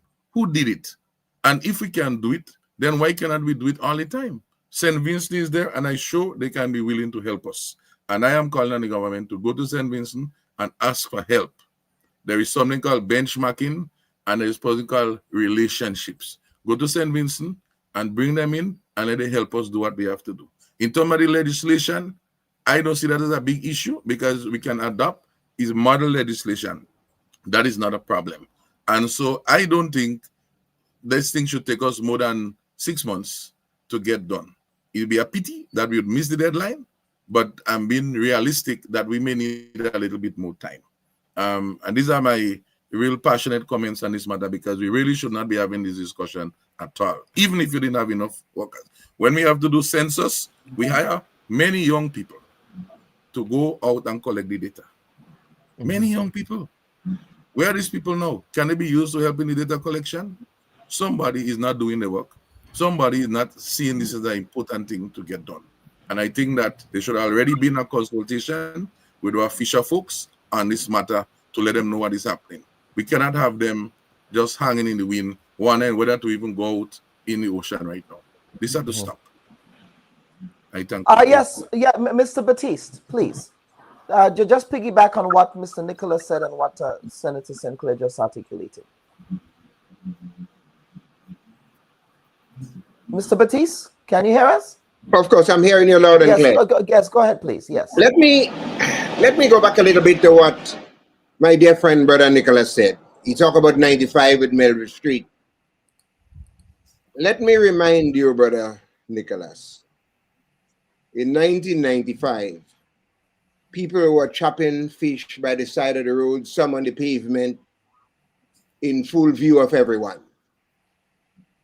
From 1995, I was part of a government who recognized fisheries' contribution to the rural economy and the coastal villages, and they set up to build fisheries infrastructure. The first one was in your area in Grand Mall, where we built modern facilities there, where commercial fisheries were posted there. The second one was Melville Street. You mentioned Melville Street. We built a brand new fish market there in Melville Street. Then we went down here in St. Andrews. As then Minister of Fisheries, our fisher folks were chopping fish by the side of the road. No one would dare bring the European Union or the Americans to see how our fisheries facility were located in Grenada. So we built a brand new facilities in St. Andrews. We went on to build another new fisheries facility in St. John's. So it was quite clear then that the government I was a part of then recognized the importance of fishing to our coastal villages and their contribution to the GDP. But let's look at where we are now. In 2018, the process started where they sent some Mitchell from PT Martinique to Miami to take part in some training. Then they conducted two. They had some observers on board. And what are the issues here involved? What are the issues we're talking about? We're talking about the methods used in fishing. We're talking about the hooks, the G hooks, as opposed to the circle hooks. We're talking about netting, which the longliners use for baits. We're talking about nets around the fads. Those are matters that call for simple negotiation. I was saying earlier, before I was interrupted, what we need to do now is to compile a high-level delegation, go to Washington and sit with the Secretary of Agriculture, and let us get a stay of the execution. We know that they say January 1. Let us impress upon them, just like we did with our sauersup and our tuna. Let us impress upon them that we need a stay of execution so we can comply with the process. Number one, we already have modern fishing facilities all over Grenada, as was laid out by the previous government. And no government in the history of Grenada has built more fishing facilities, modernized facilities, than the previous government, of which I was a part of in 1995, because I was specialized in getting foreign assistance to build fish markets. So we already covered that. The facilities are okay. Mm-hmm. Let us look at the legislation comparative to the United States. Let us look at data collections. And it is very easy for us to comply with the US request by looking at the comparative legislation as laid down by American fishers. And let us employ that in Grenada. One, we need the legislation. Two, we need to be more aggressive in data collection. In Grenada here, we do not have a legislation as it relates to fish and turtle. What we have is conservation measures. We have a closed season, an open season, and a closed season. America is asking for more than that. St. Vincent, as I heard the young lady spoke earlier, have a total ban on turtle. Now that we have to sensitize our fishers or coastal villages as to how we move forward with that. So we need the legislation. We need now people talking to people, because it has come now to a political discourse. Yes. And stick a pin, yes, Mr. Batiste, stick a pin there, because I just want to go back to the comparability finding analysis report, which I have in front of me here. And as you were speaking about legislation, this is what the report says. The question is, does the nation have a prohibition on the international killing or serious injury of marine mammals? Their finding: no, Grenada does not have a prohibition on the intentional killing or serious injury of marine mammals. Grenada noted that it is receiving technical assistance. This is the information that they receive from Grenada now, from the FAO, which includes reviewing and updating its fisheries legislation. Under this work, Grenada plans to create provisions to prohibit the intentional killing of marine mammals. The goals of the FAO project include having the new fisheries law adopted in Parliament by 2028. Well, yes, but I just wanted to Dr. Bubb, I don't want to context. When you say No, go ahead. Intentional killing of mammals. We Yes. do not hunt whales. St. Vincent, So the reason St. why I'm Vincent, bringing our that up, closest neighbor. Grenada joined St. Vincent in the IWC to petition the IWC to increase on the quota for whales, harvesting of whales for St. Vincent. At one point, St. Vincent was allowed to take in one minke whale. And then, because the United States came in on behalf of the Amerindians, and they asked for 500 whales, we said, okay, St. Vincent too are asking for an increase in Aboriginal subsistence. So we joined with St. Vincent in doing so. In return, St. Vincent and the other islands join us in ICAT, and we increase on the quota for tuna. No one knows that. We were not on Facebook saying that the government of Grenada then entered ICAT, and I said International Conservation for Atlantic Tuna. We secured Grenada fishing industry.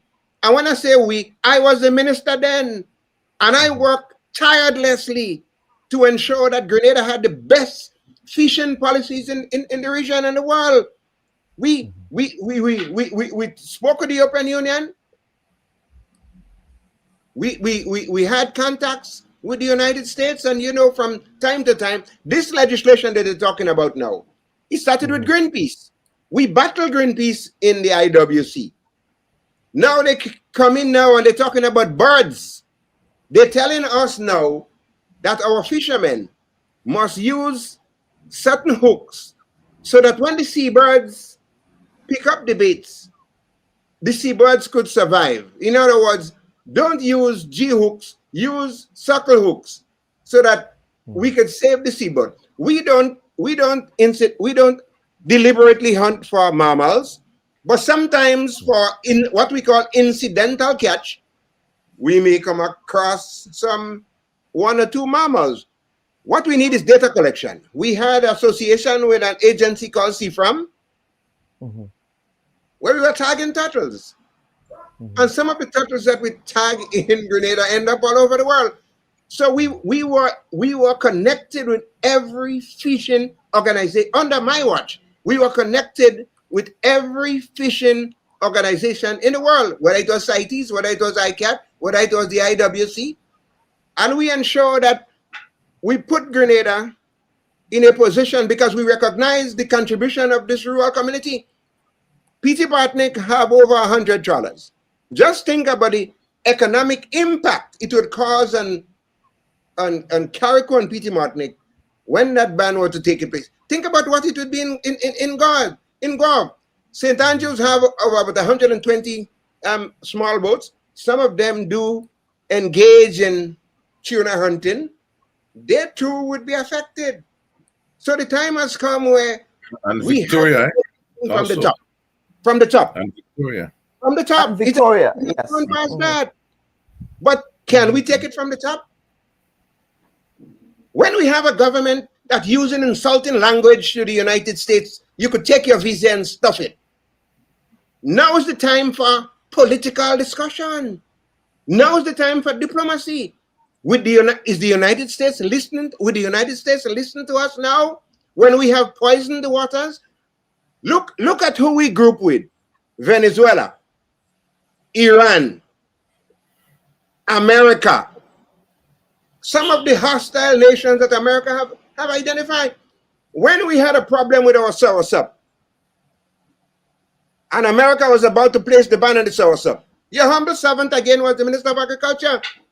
And we journeyed to Washington, and we had a meeting with the U.S. Secretary of Agriculture, and we impressed upon him the need to help us as a small island state. We was on our bended knees. We never use language like we in your backyard and we're not your checkpoint. We said, sir, the WTO have just eliminated Grenada from shipping bananas. We have identified soursop as an alternative crop, and we need your assistance. And we invite you to come to Grenada. And I want to turn to my friend here, the Senator Sinclair. Were you in marketing board when we set up the sanitary and phytosanitary measures in marketing board, and we sacrificed over 100,000 pounds of soursop in the presence of the U.S. official from the U.S. FDA to come to Grenada to witness us? And you know what happened then? Grenada today have preferential treatment for soursop in the United States. Grenada preferential treatment for soursop in the United States. Thanks to your humble servant acting as minister then in the former government. Correct. Let us stick on topic. Let us stick on topic here. Let us stick on topic. I want to bring back Mr. Nicholas here now. And all of you gentlemen, you've heard the conversation with the fisheries officer from St. Vincent and the Grenadines earlier. In fact, I was very impressed, I have to say, with just the methodical way in which she articulated the work that the division does in St. Vincent and the Grenadines. It does appear as if, based on her articulation of the case, that the bureaucracy in St. Vincent and the Grenadines, in the context of the inspection regime, in the context of the enforcement of these best practices, all of those things are properly done in St. Vincent. Now, Mr. Nicholas, if you were to advise the government of Grenada right now in respect of how to treat with this, Mr. Batiste suggested here that Grenada mount a delegation to Washington. And of course, programming note, I also invited Dr. Patrick Antwine on the program, but I believe he had some flight issues and was unable to make it. But the reason why I wanted to invite Dr. Patrick Antwine is because when the United States decided to sanction Chinese shipping vessels, the U.S. Trade Office invited folks to come up to Washington to speak to that issue. The Caribbean Private Sector Organization negotiated with the Department of Commerce in the United States, and they were able to get the U.S. to back off that position. Mr. Nicholas, perhaps do you think that the government of Grenada should do a similar thing here in respect of this particular ban? Because this is very critical in respect of the country's export and the livelihoods, really, of the fisher folk in the country. So, Nicholas, what say you? Yes, Dr. Bubb, before I answer your question, yes, I would like to just make a short reply. Yes, sure. To Mr. Batiste. Mr. Batiste. Yes. And the area in which Mr. Batiste has gone is not what we are here to discuss on this program. It's now becoming political. While I may have talked about 1995 and had good reason to do so, I do have the evidence, because getting back to St. Vincent, you had a biologist on this morning. I don't think you could have had a biologist on this morning from Grenada, because the biologist, Mr. Philip, was retired. He was never replaced, and eventually died. Okay, so we need to look at what is at stake, and it's not about selling fish on the side of the road. That was all part of the HACCP program. Okay, all these things came into place because we were forced as a government to do these things in order to maintain our HACCP with the EU. So any government could have done that, in my opinion. So I'm not going there. I'm just saying the problems of the fisheries division. This is where this whole thing is emanating from. that there were not enough people, even in 2022, who would have been there to submit that information to the U.S. government. There was never a chief fisheries officer. There was nobody there. So, this political rant, I'm not into it, sir. You know me better than that. We know each other very, very, very well. So, not to go there. Now, getting back to your but question. to the question, please. Yes. Yes. Give me a line up on it again, please. Yeah. In respect of, again, building capacity in the division of fisheries, because, again, this really comes down to reporting. This comes down to, of course, reporting requirements. It comes down to inspection requirements. It comes down to ensuring that those export standards are continuously met, right? So in respect, if you were, again, the question was if you were to be advising the government of Grenada at this time, in respect of what you've experienced in the past, what advice would you be giving to them so that we can quickly get up to speed on this? Of course, Senator Sinclair speaks of the sort of the budgetary preferences or lack thereof, but budgetary priority is just not there. If you look at the allocation of the budget, just not there for fisheries. So where do we go from here in respect of that capacity building? Yeah, I will support the senator on his advice in terms of linking up with St. Vincent and not to be proud in this case and find out what they have done, how they have done it, how long it took them to do it. We have to put programs in place that the fishermen would be able to maintain. Because I've observed things in my time with the fishermen that they are concerns. They do concern. They don't target mammals per se, but I never see them landing any mammals from my time in the fisheries for 25 years. Okay. But, and the NOAA report actually bears that out as well. The NOAA report says marine mammal monitoring programs are still being developed for Grenada's export fishery, although no marine mammals have been reported in landing data for 30 years. So go ahead, please. Right. Yes. So the fact is that what the NOAA needs is an assurance that this is not happening from my point of view. Okay, so we have to get a document out there. But I think what we have to concentrate on now is how to solve the problem in a quick time. What to do about it now. And the blame game should right now be finished. We know all the problems of the past, and therefore what are the possibilities going forward. I think we know to the point where we should be making recommendations rather than, what took place before. So let us, I believe, my advice to Dr. Bubb, if you so wish, is to take the program as you allude to right now in another direction, and that is absolutely the intention. Senator Sinclair, going back to Mr. Battiste's suggestion in respect of an appeal for ceasefire with the U.S. mounting a delegation to the United States, and I'm sure Mr. Battiste would offer his expertise to be part of that delegation as well, if his colleague Lennox Andrews would allow. Well, that's a conversation you could have with him, Mr. Battiste. but let's hear from you, yes, Senator Sinclair. Of course, yes, where we need to go. Yeah, I agree. Having Dr. Patrick Antwine as part of the Caribbean, the CARICOM private sector organization, and that is a organization that is well established and also recognized as one of the mechanisms of CARICOM. So it's not something by the way. So I think we have to recognize that.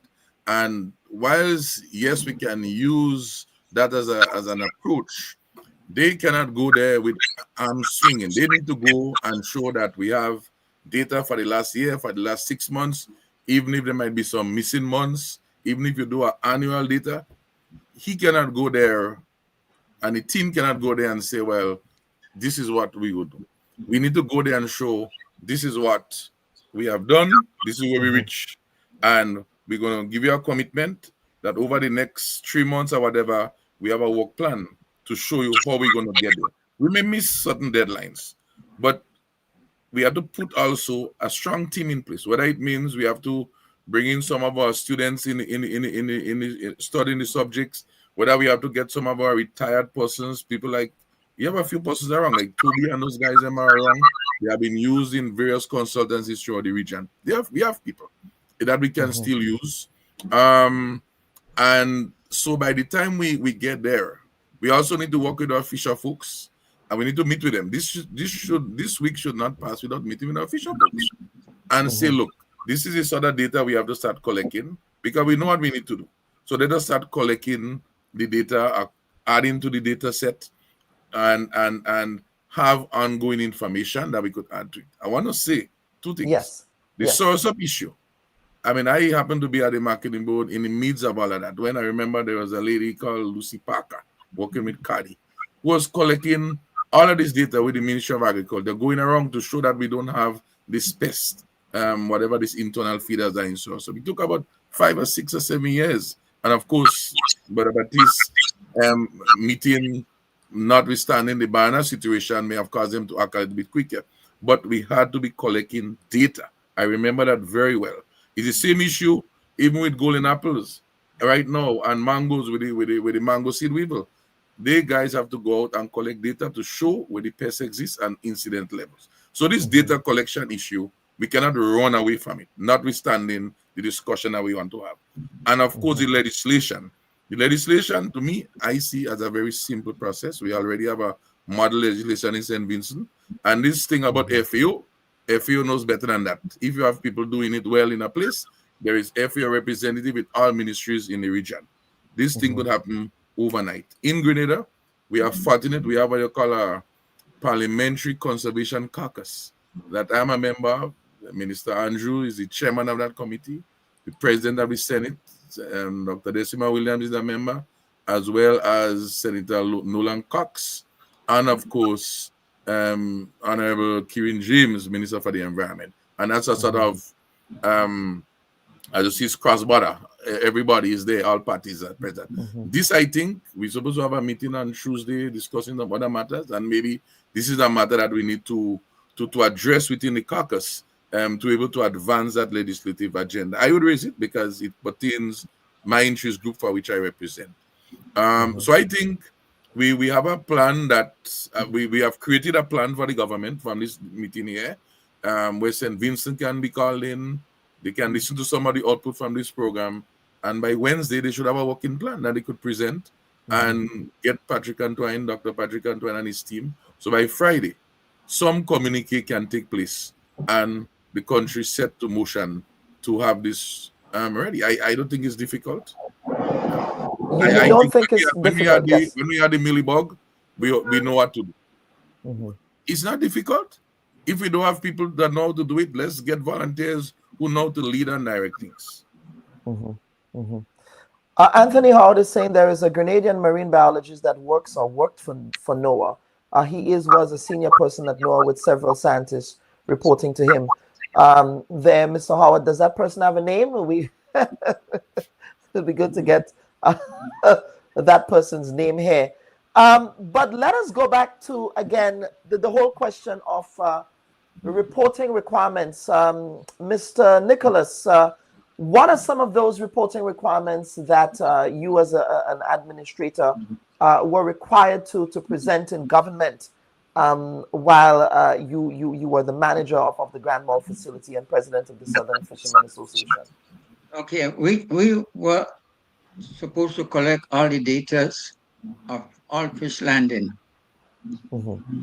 And I said we means that the fish companies. Okay. And it's from our collection of the information, someone from the fisheries division will come and go through our documents and collect the data by species. So it was real data. It was not made up anything. This is fish that we paid money for and identify the species from kingfish to you name what. Okay. One other area, of course, what I mentioned, they had said before. There's another area that has been a concern for me during the time I was there, which was reporting what you call keeping data on the fisherman a trip log. And that trip log was put out by the FDA, of which I found simply by doing research. And I remember taking it to the Fisheries Division and brought it to their attention. Where fishermen was not privy to that information prior to that.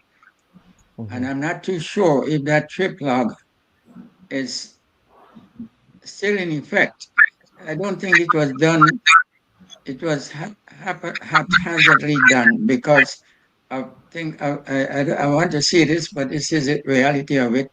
Our fishermen, the way it was done on NOAA was NOAA was for much more upscale people to fill out.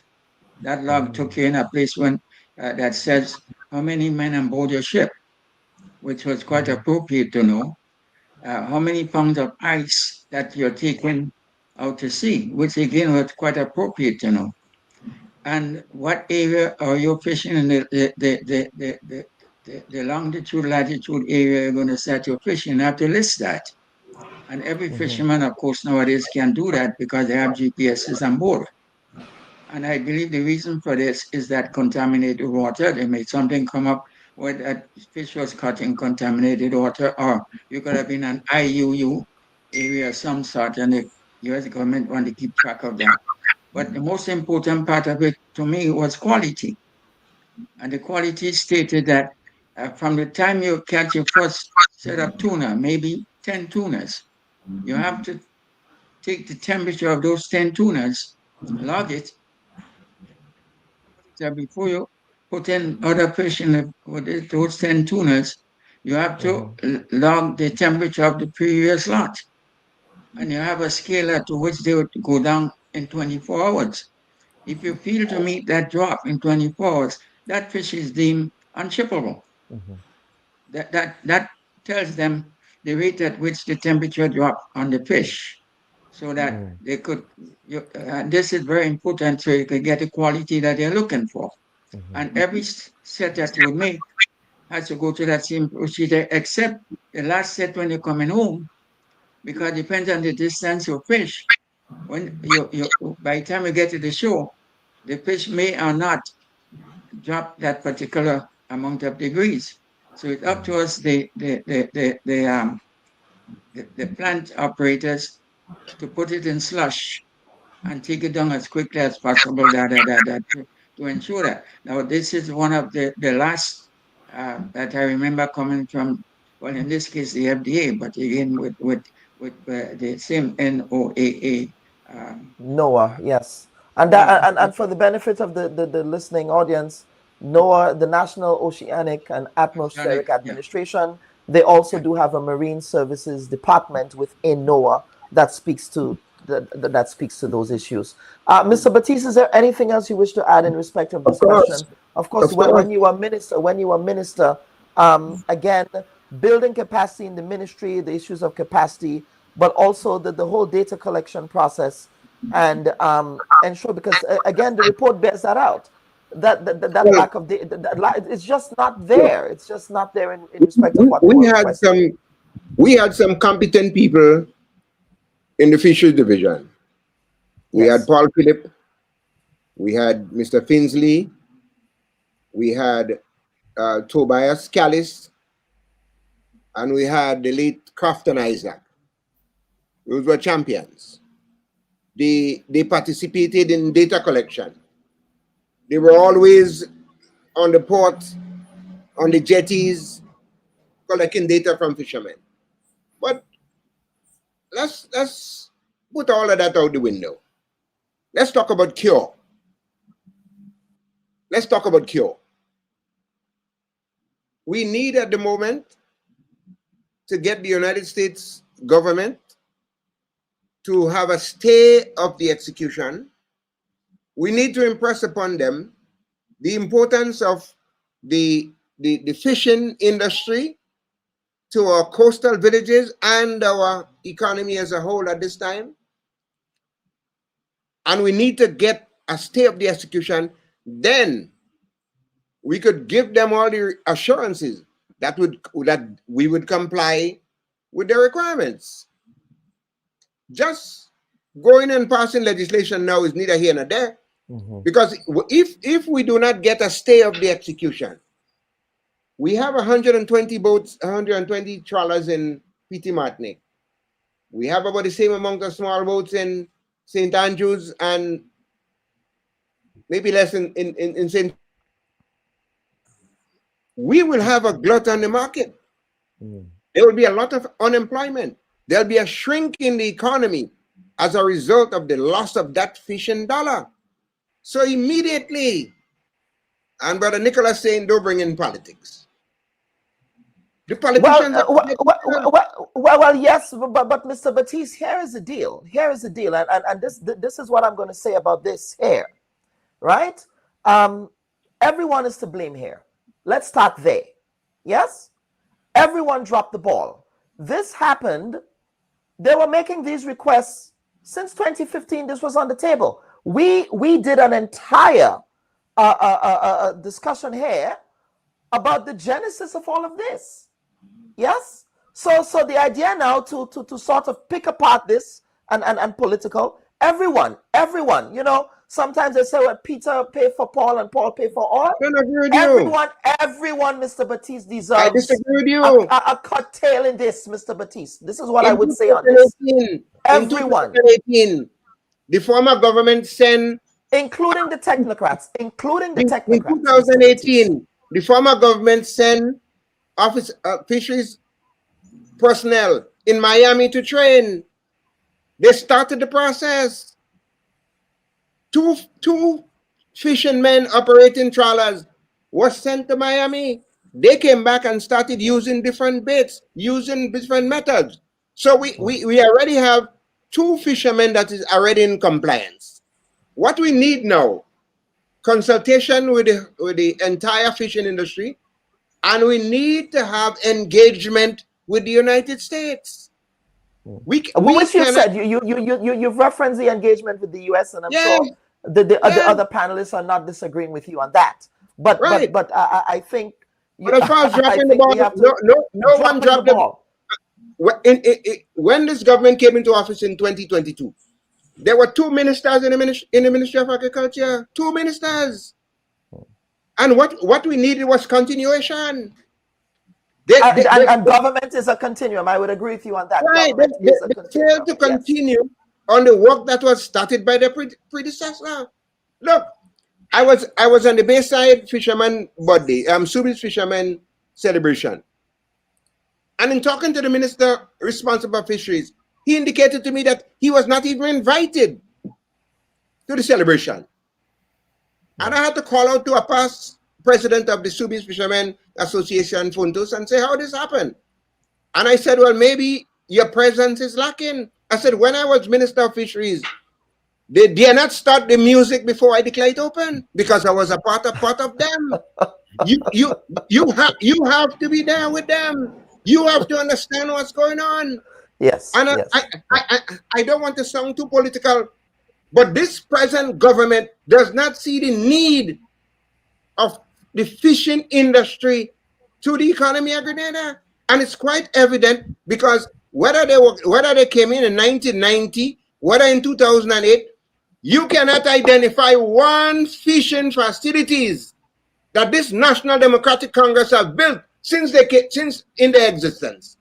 All the fishing facilities in Grenada was built by one government, the New National Party. I could identify. Well, Mr. Batiste, Mr. Nicholas saying he can identify too, but let us not get into. Let him identify. But please, Mr. Nicholas, identify them. Grandma? Identify them. Mr. Batiste, let him answer, please. Grand Fisheries was started by George Brizan, Honorable George Brizan. I was the one who Mr. Batiste, let him finish, please. I was the one who recommended the site. I was the one who the Japanese liaison with.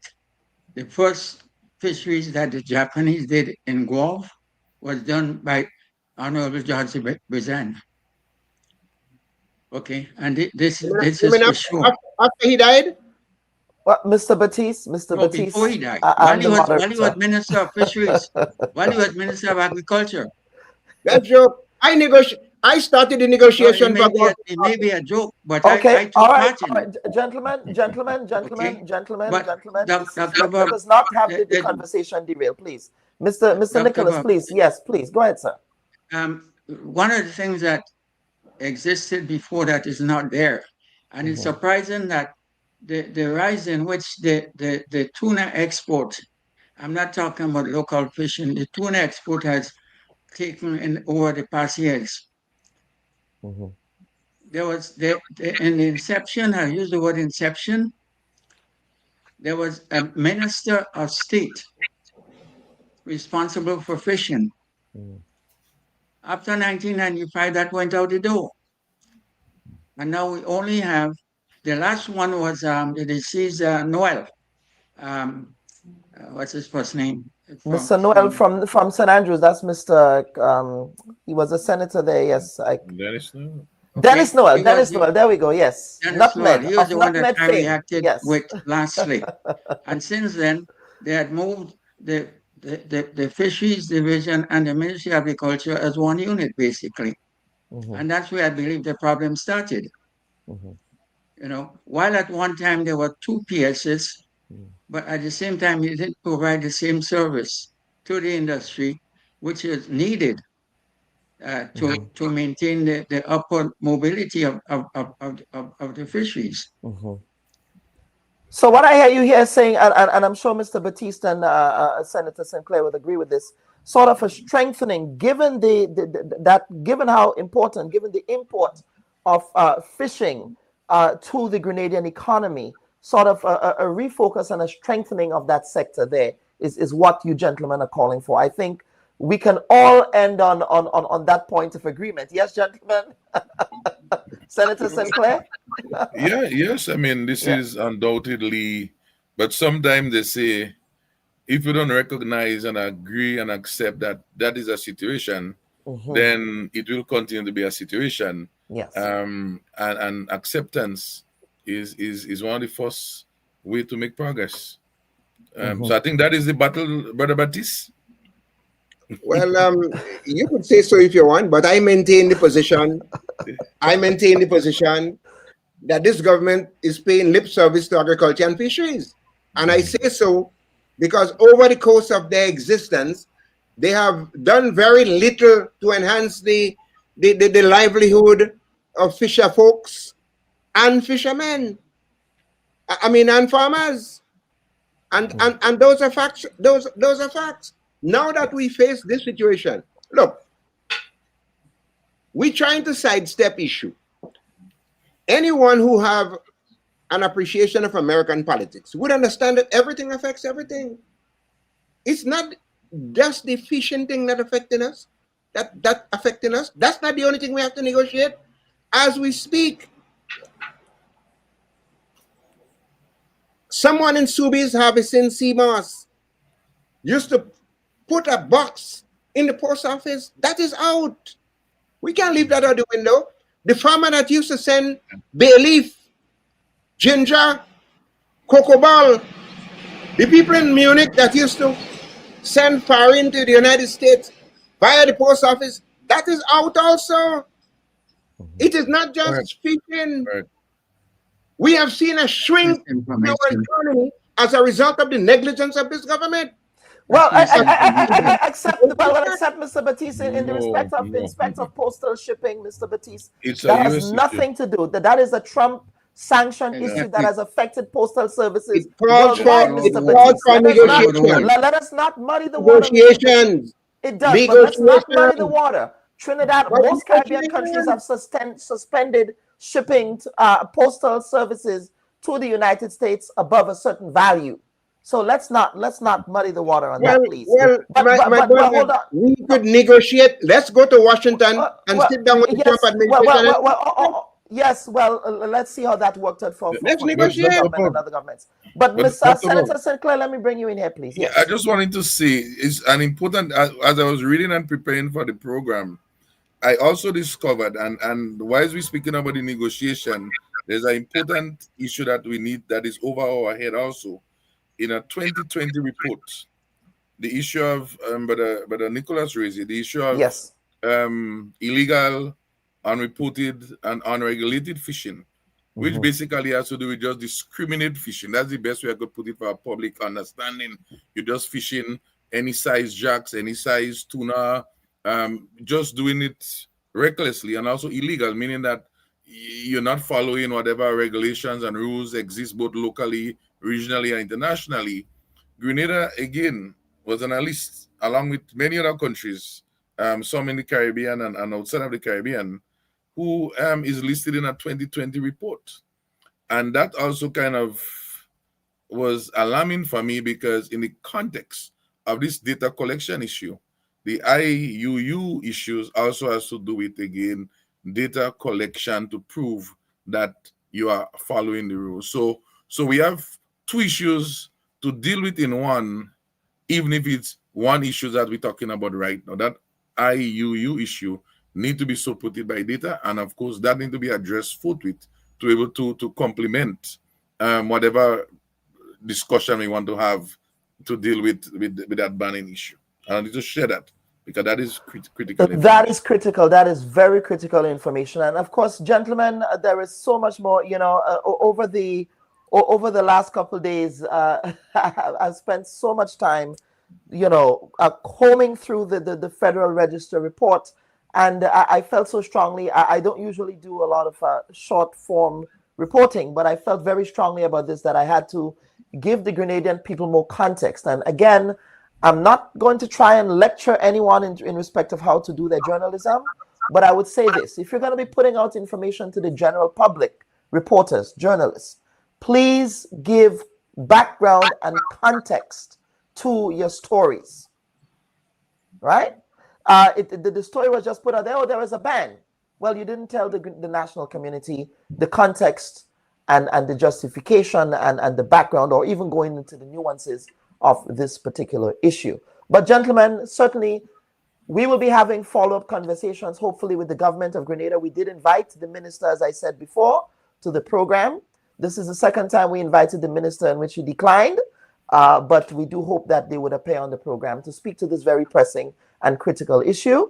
And so I do want to invite you gentlemen for some closing comments, starting with Mr. Nicholas.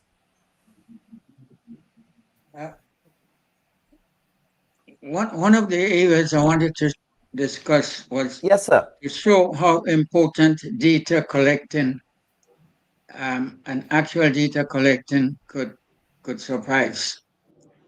Some years ago, there was a problem with the United States and Belize and Guatemala in the harvesting of conch. And the United States, because of their problems and the way they harvest conch in the Miami or in the Florida area, thought they could have hoodwinked Belize into submission, I would say, and destroy the conch situation. Now, Belize won that argument. I'm not sure if he had to go to the courts or not, because they presented the data. They had the data which was indisputable. So data collection is foremost. We have to do all we can to get the fishermen to understand in their training, and you have to let them know that they're the ones who first line would be suffering in terms of their businesses. It's highly important that this should happen.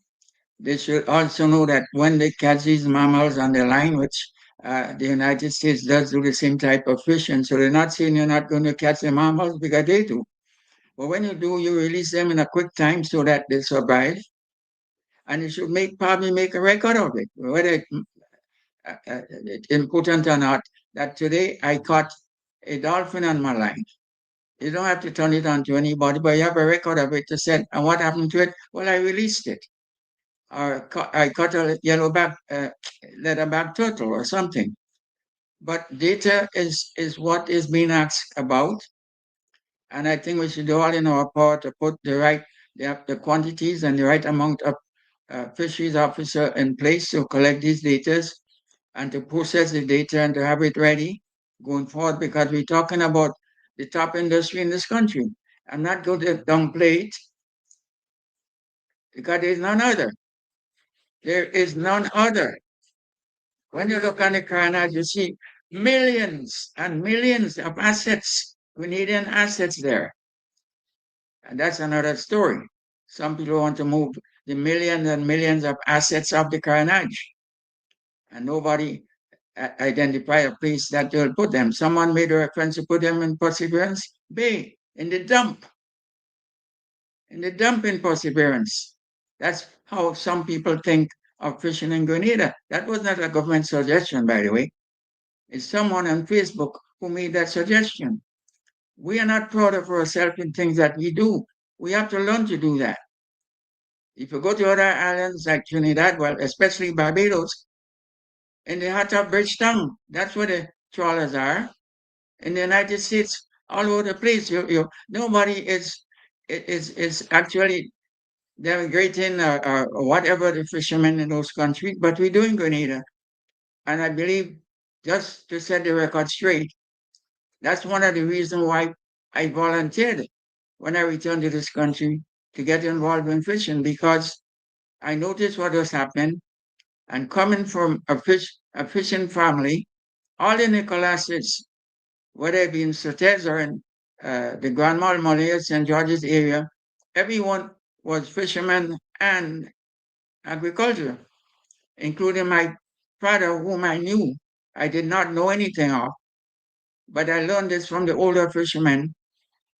He died before I was old enough to know him. As a matter of fact, what I learned from the older fishermen, there's a fishing ground outside of Grenada, outside of between, I think it's between Perseverance and Palmas, they call it the Seuss. And what I heard from these older fishermen, my father the Seuss should have been named after him, since he was the fisherman who first fished in the Seuss. And that's where he lost his life. So yes, we have to put things together, and the government of the day and of tomorrow and whenever have to make sure that these things don't happen again. You have to treat the fishing industry like it needs to be treated. The foremost foreign exchange earner in the country. It's not about tourism and others that will get everything they need, everything they want when they want it.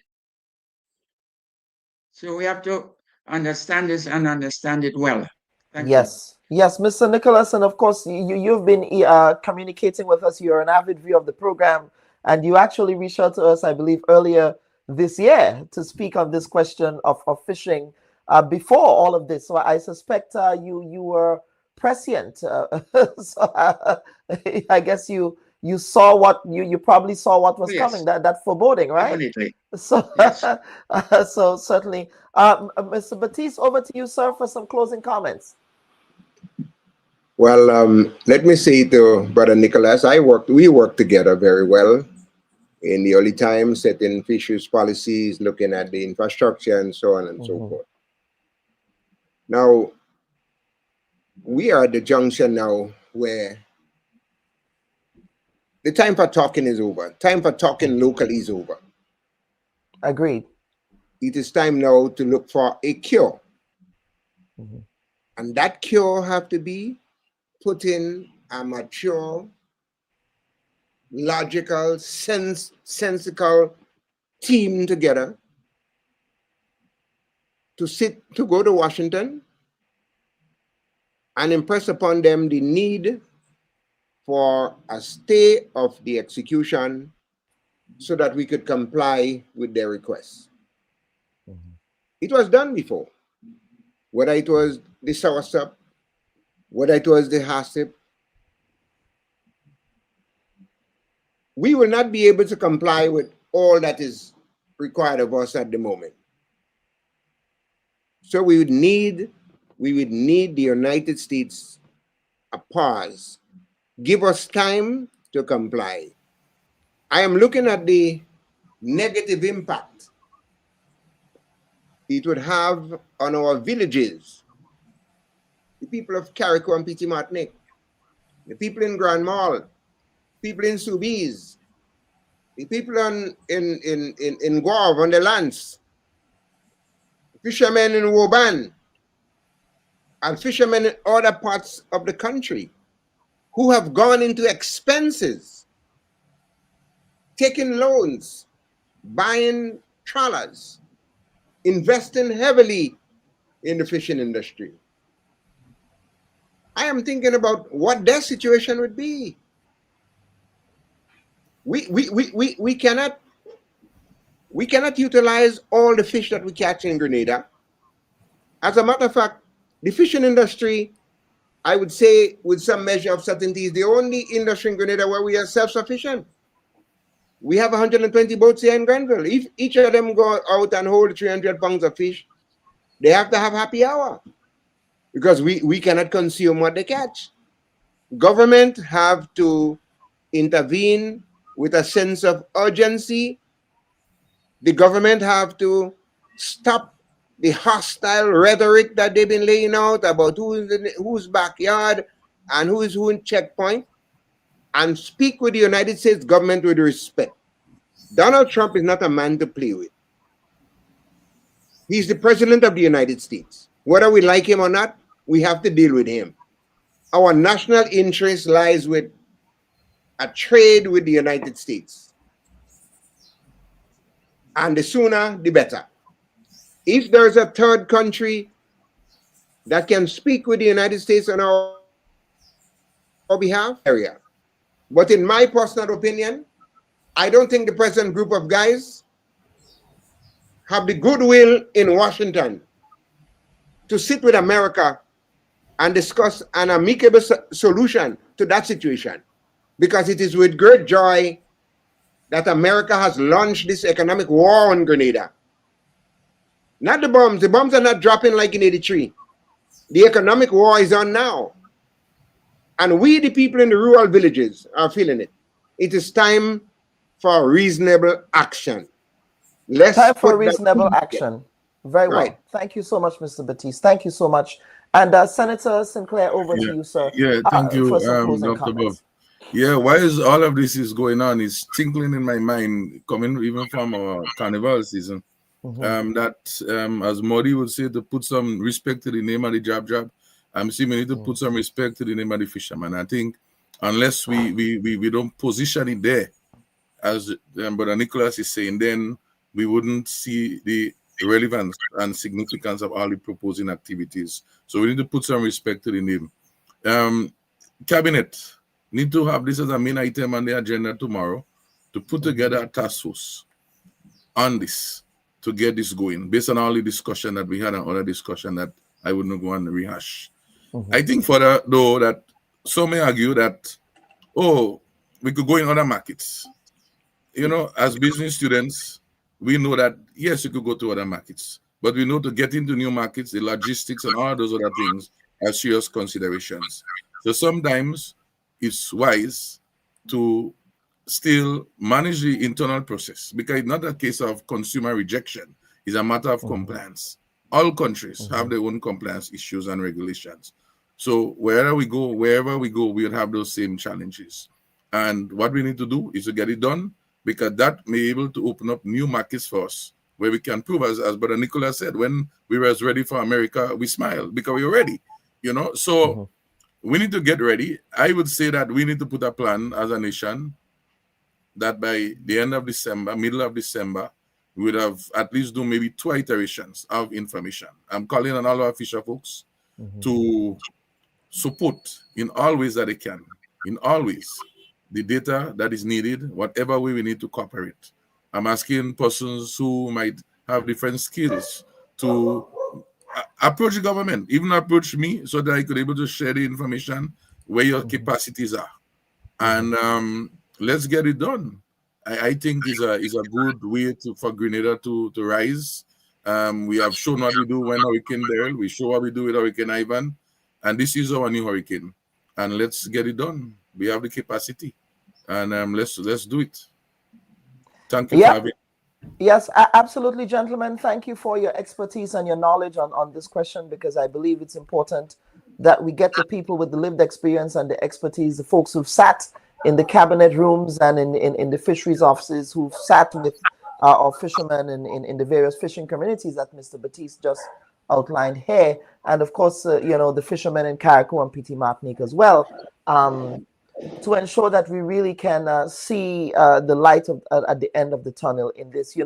When these issues come up, I think it really gives us an appreciation of what sectors of the economy are critical for us. Yes, and I think this, in the context of this issue here, certainly we see the critical importance of the fishing sector to the national economy and how much it contributes to the national economy. And that is something that should not be toyed with in any way. So, gentlemen, thank you for appearing on the Bubb Report this week. Yes, absolutely. Viewers and listeners, this has been yet another edition of the Bubb Report. We had Mr. Michael Batiste, former Grenada Fisheries Minister and Agriculture Minister, as well as Senator Roderick Sinclair, who represents the farmers and fishermen in the Senate, as well as Mr. James Nicholas, of course, who was the former manager of the Grand Mall Fishing Facility, as well as the president of the Southern Fishermen Association. We thank them for their expertise and the knowledge that they were able to bring to bear on this morning's program. We will certainly be doing a follow-up on this very, very critical issue of national development. Again, as I said, we did reach out to the Minister of Agriculture, the Minister of Fisheries, to get their take as to where the government will be proceeding with this. I understand that meetings were held last week, so we await to see the conclusion of those meetings, and we await to hear from them next week. Hopefully, we'll get a word out next week on the Bubb Report as to what those next action steps are from the government of Grenada, because this is certainly a critical matter. So, folks, on behalf of the producers of the program, again, I'm your humble host, Dr. Kellen Bubb. I wish all of you a pleasant week ahead, and we'll see you next week, Sunday, again for another installment of the Bubb Report. Take care. Bye-bye. Don't go there. You are a technocrat. I mean, you can speak to whether or not it was appropriate or inappropriate for that to occur. Would you have done that as a permanent secretary? Politicians get the information from wherever source that they can. That's going to be the extent of your answer. Yeah. Don't go there. There's a lot of noise around the data protection bill that, in my respectful view, is not warranted. I was one of those making noise, and it's simply because I was concerned about that specific section 33. Don't go there. Are you going to be offering yourself up as political leader of the party? I see you've called me here for much more than diplomatic passports. I don't buy that. Don't go there. What is the relationship like between you and your leader, Dr. Mitchell, your boss, Dr. Mitchell? I'm not sure how to explain how to answer this question at this time. I prefer not to answer. Don't go there. They said that you approached the bank for the loan before the election and that it only materialized after the election. There are also conflicting reports around the quantity of monies that were received. What is the reality here? People try to extort the truth and to make all kinds of things about it. I just stay quiet. So if you notice, I was really and truly quiet about the whole matter. Well, except with not with the New Today newspaper. The New Today newspaper reported on this, so I'm not sure you were quiet on this. Go ahead, Honorable. Go ahead. Well, I'm just trying to answer your question, right? Don't go there. I think we just spoke at length about the regularization framework. So yes, we did. But let us talk, Prime Minister. Let us talk about the workers who are dismissed. The Bubb Report. We go there. Hi, everyone. Thanks for checking out the Bubb Report's social media pages. If you'd like to get more videos, show highlights, and watch our weekly live show, follow our Facebook, Twitter, and Instagram pages, and also subscribe to our YouTube channel. You can catch repeat episodes on Wednesdays at 4 and 5 p.m. respectively on CRFM Radio and GBN TV in Grenada. We are also viewed on Sundays at 8 p.m. on WPG 10 throughout the Caribbean. Thanks for watching.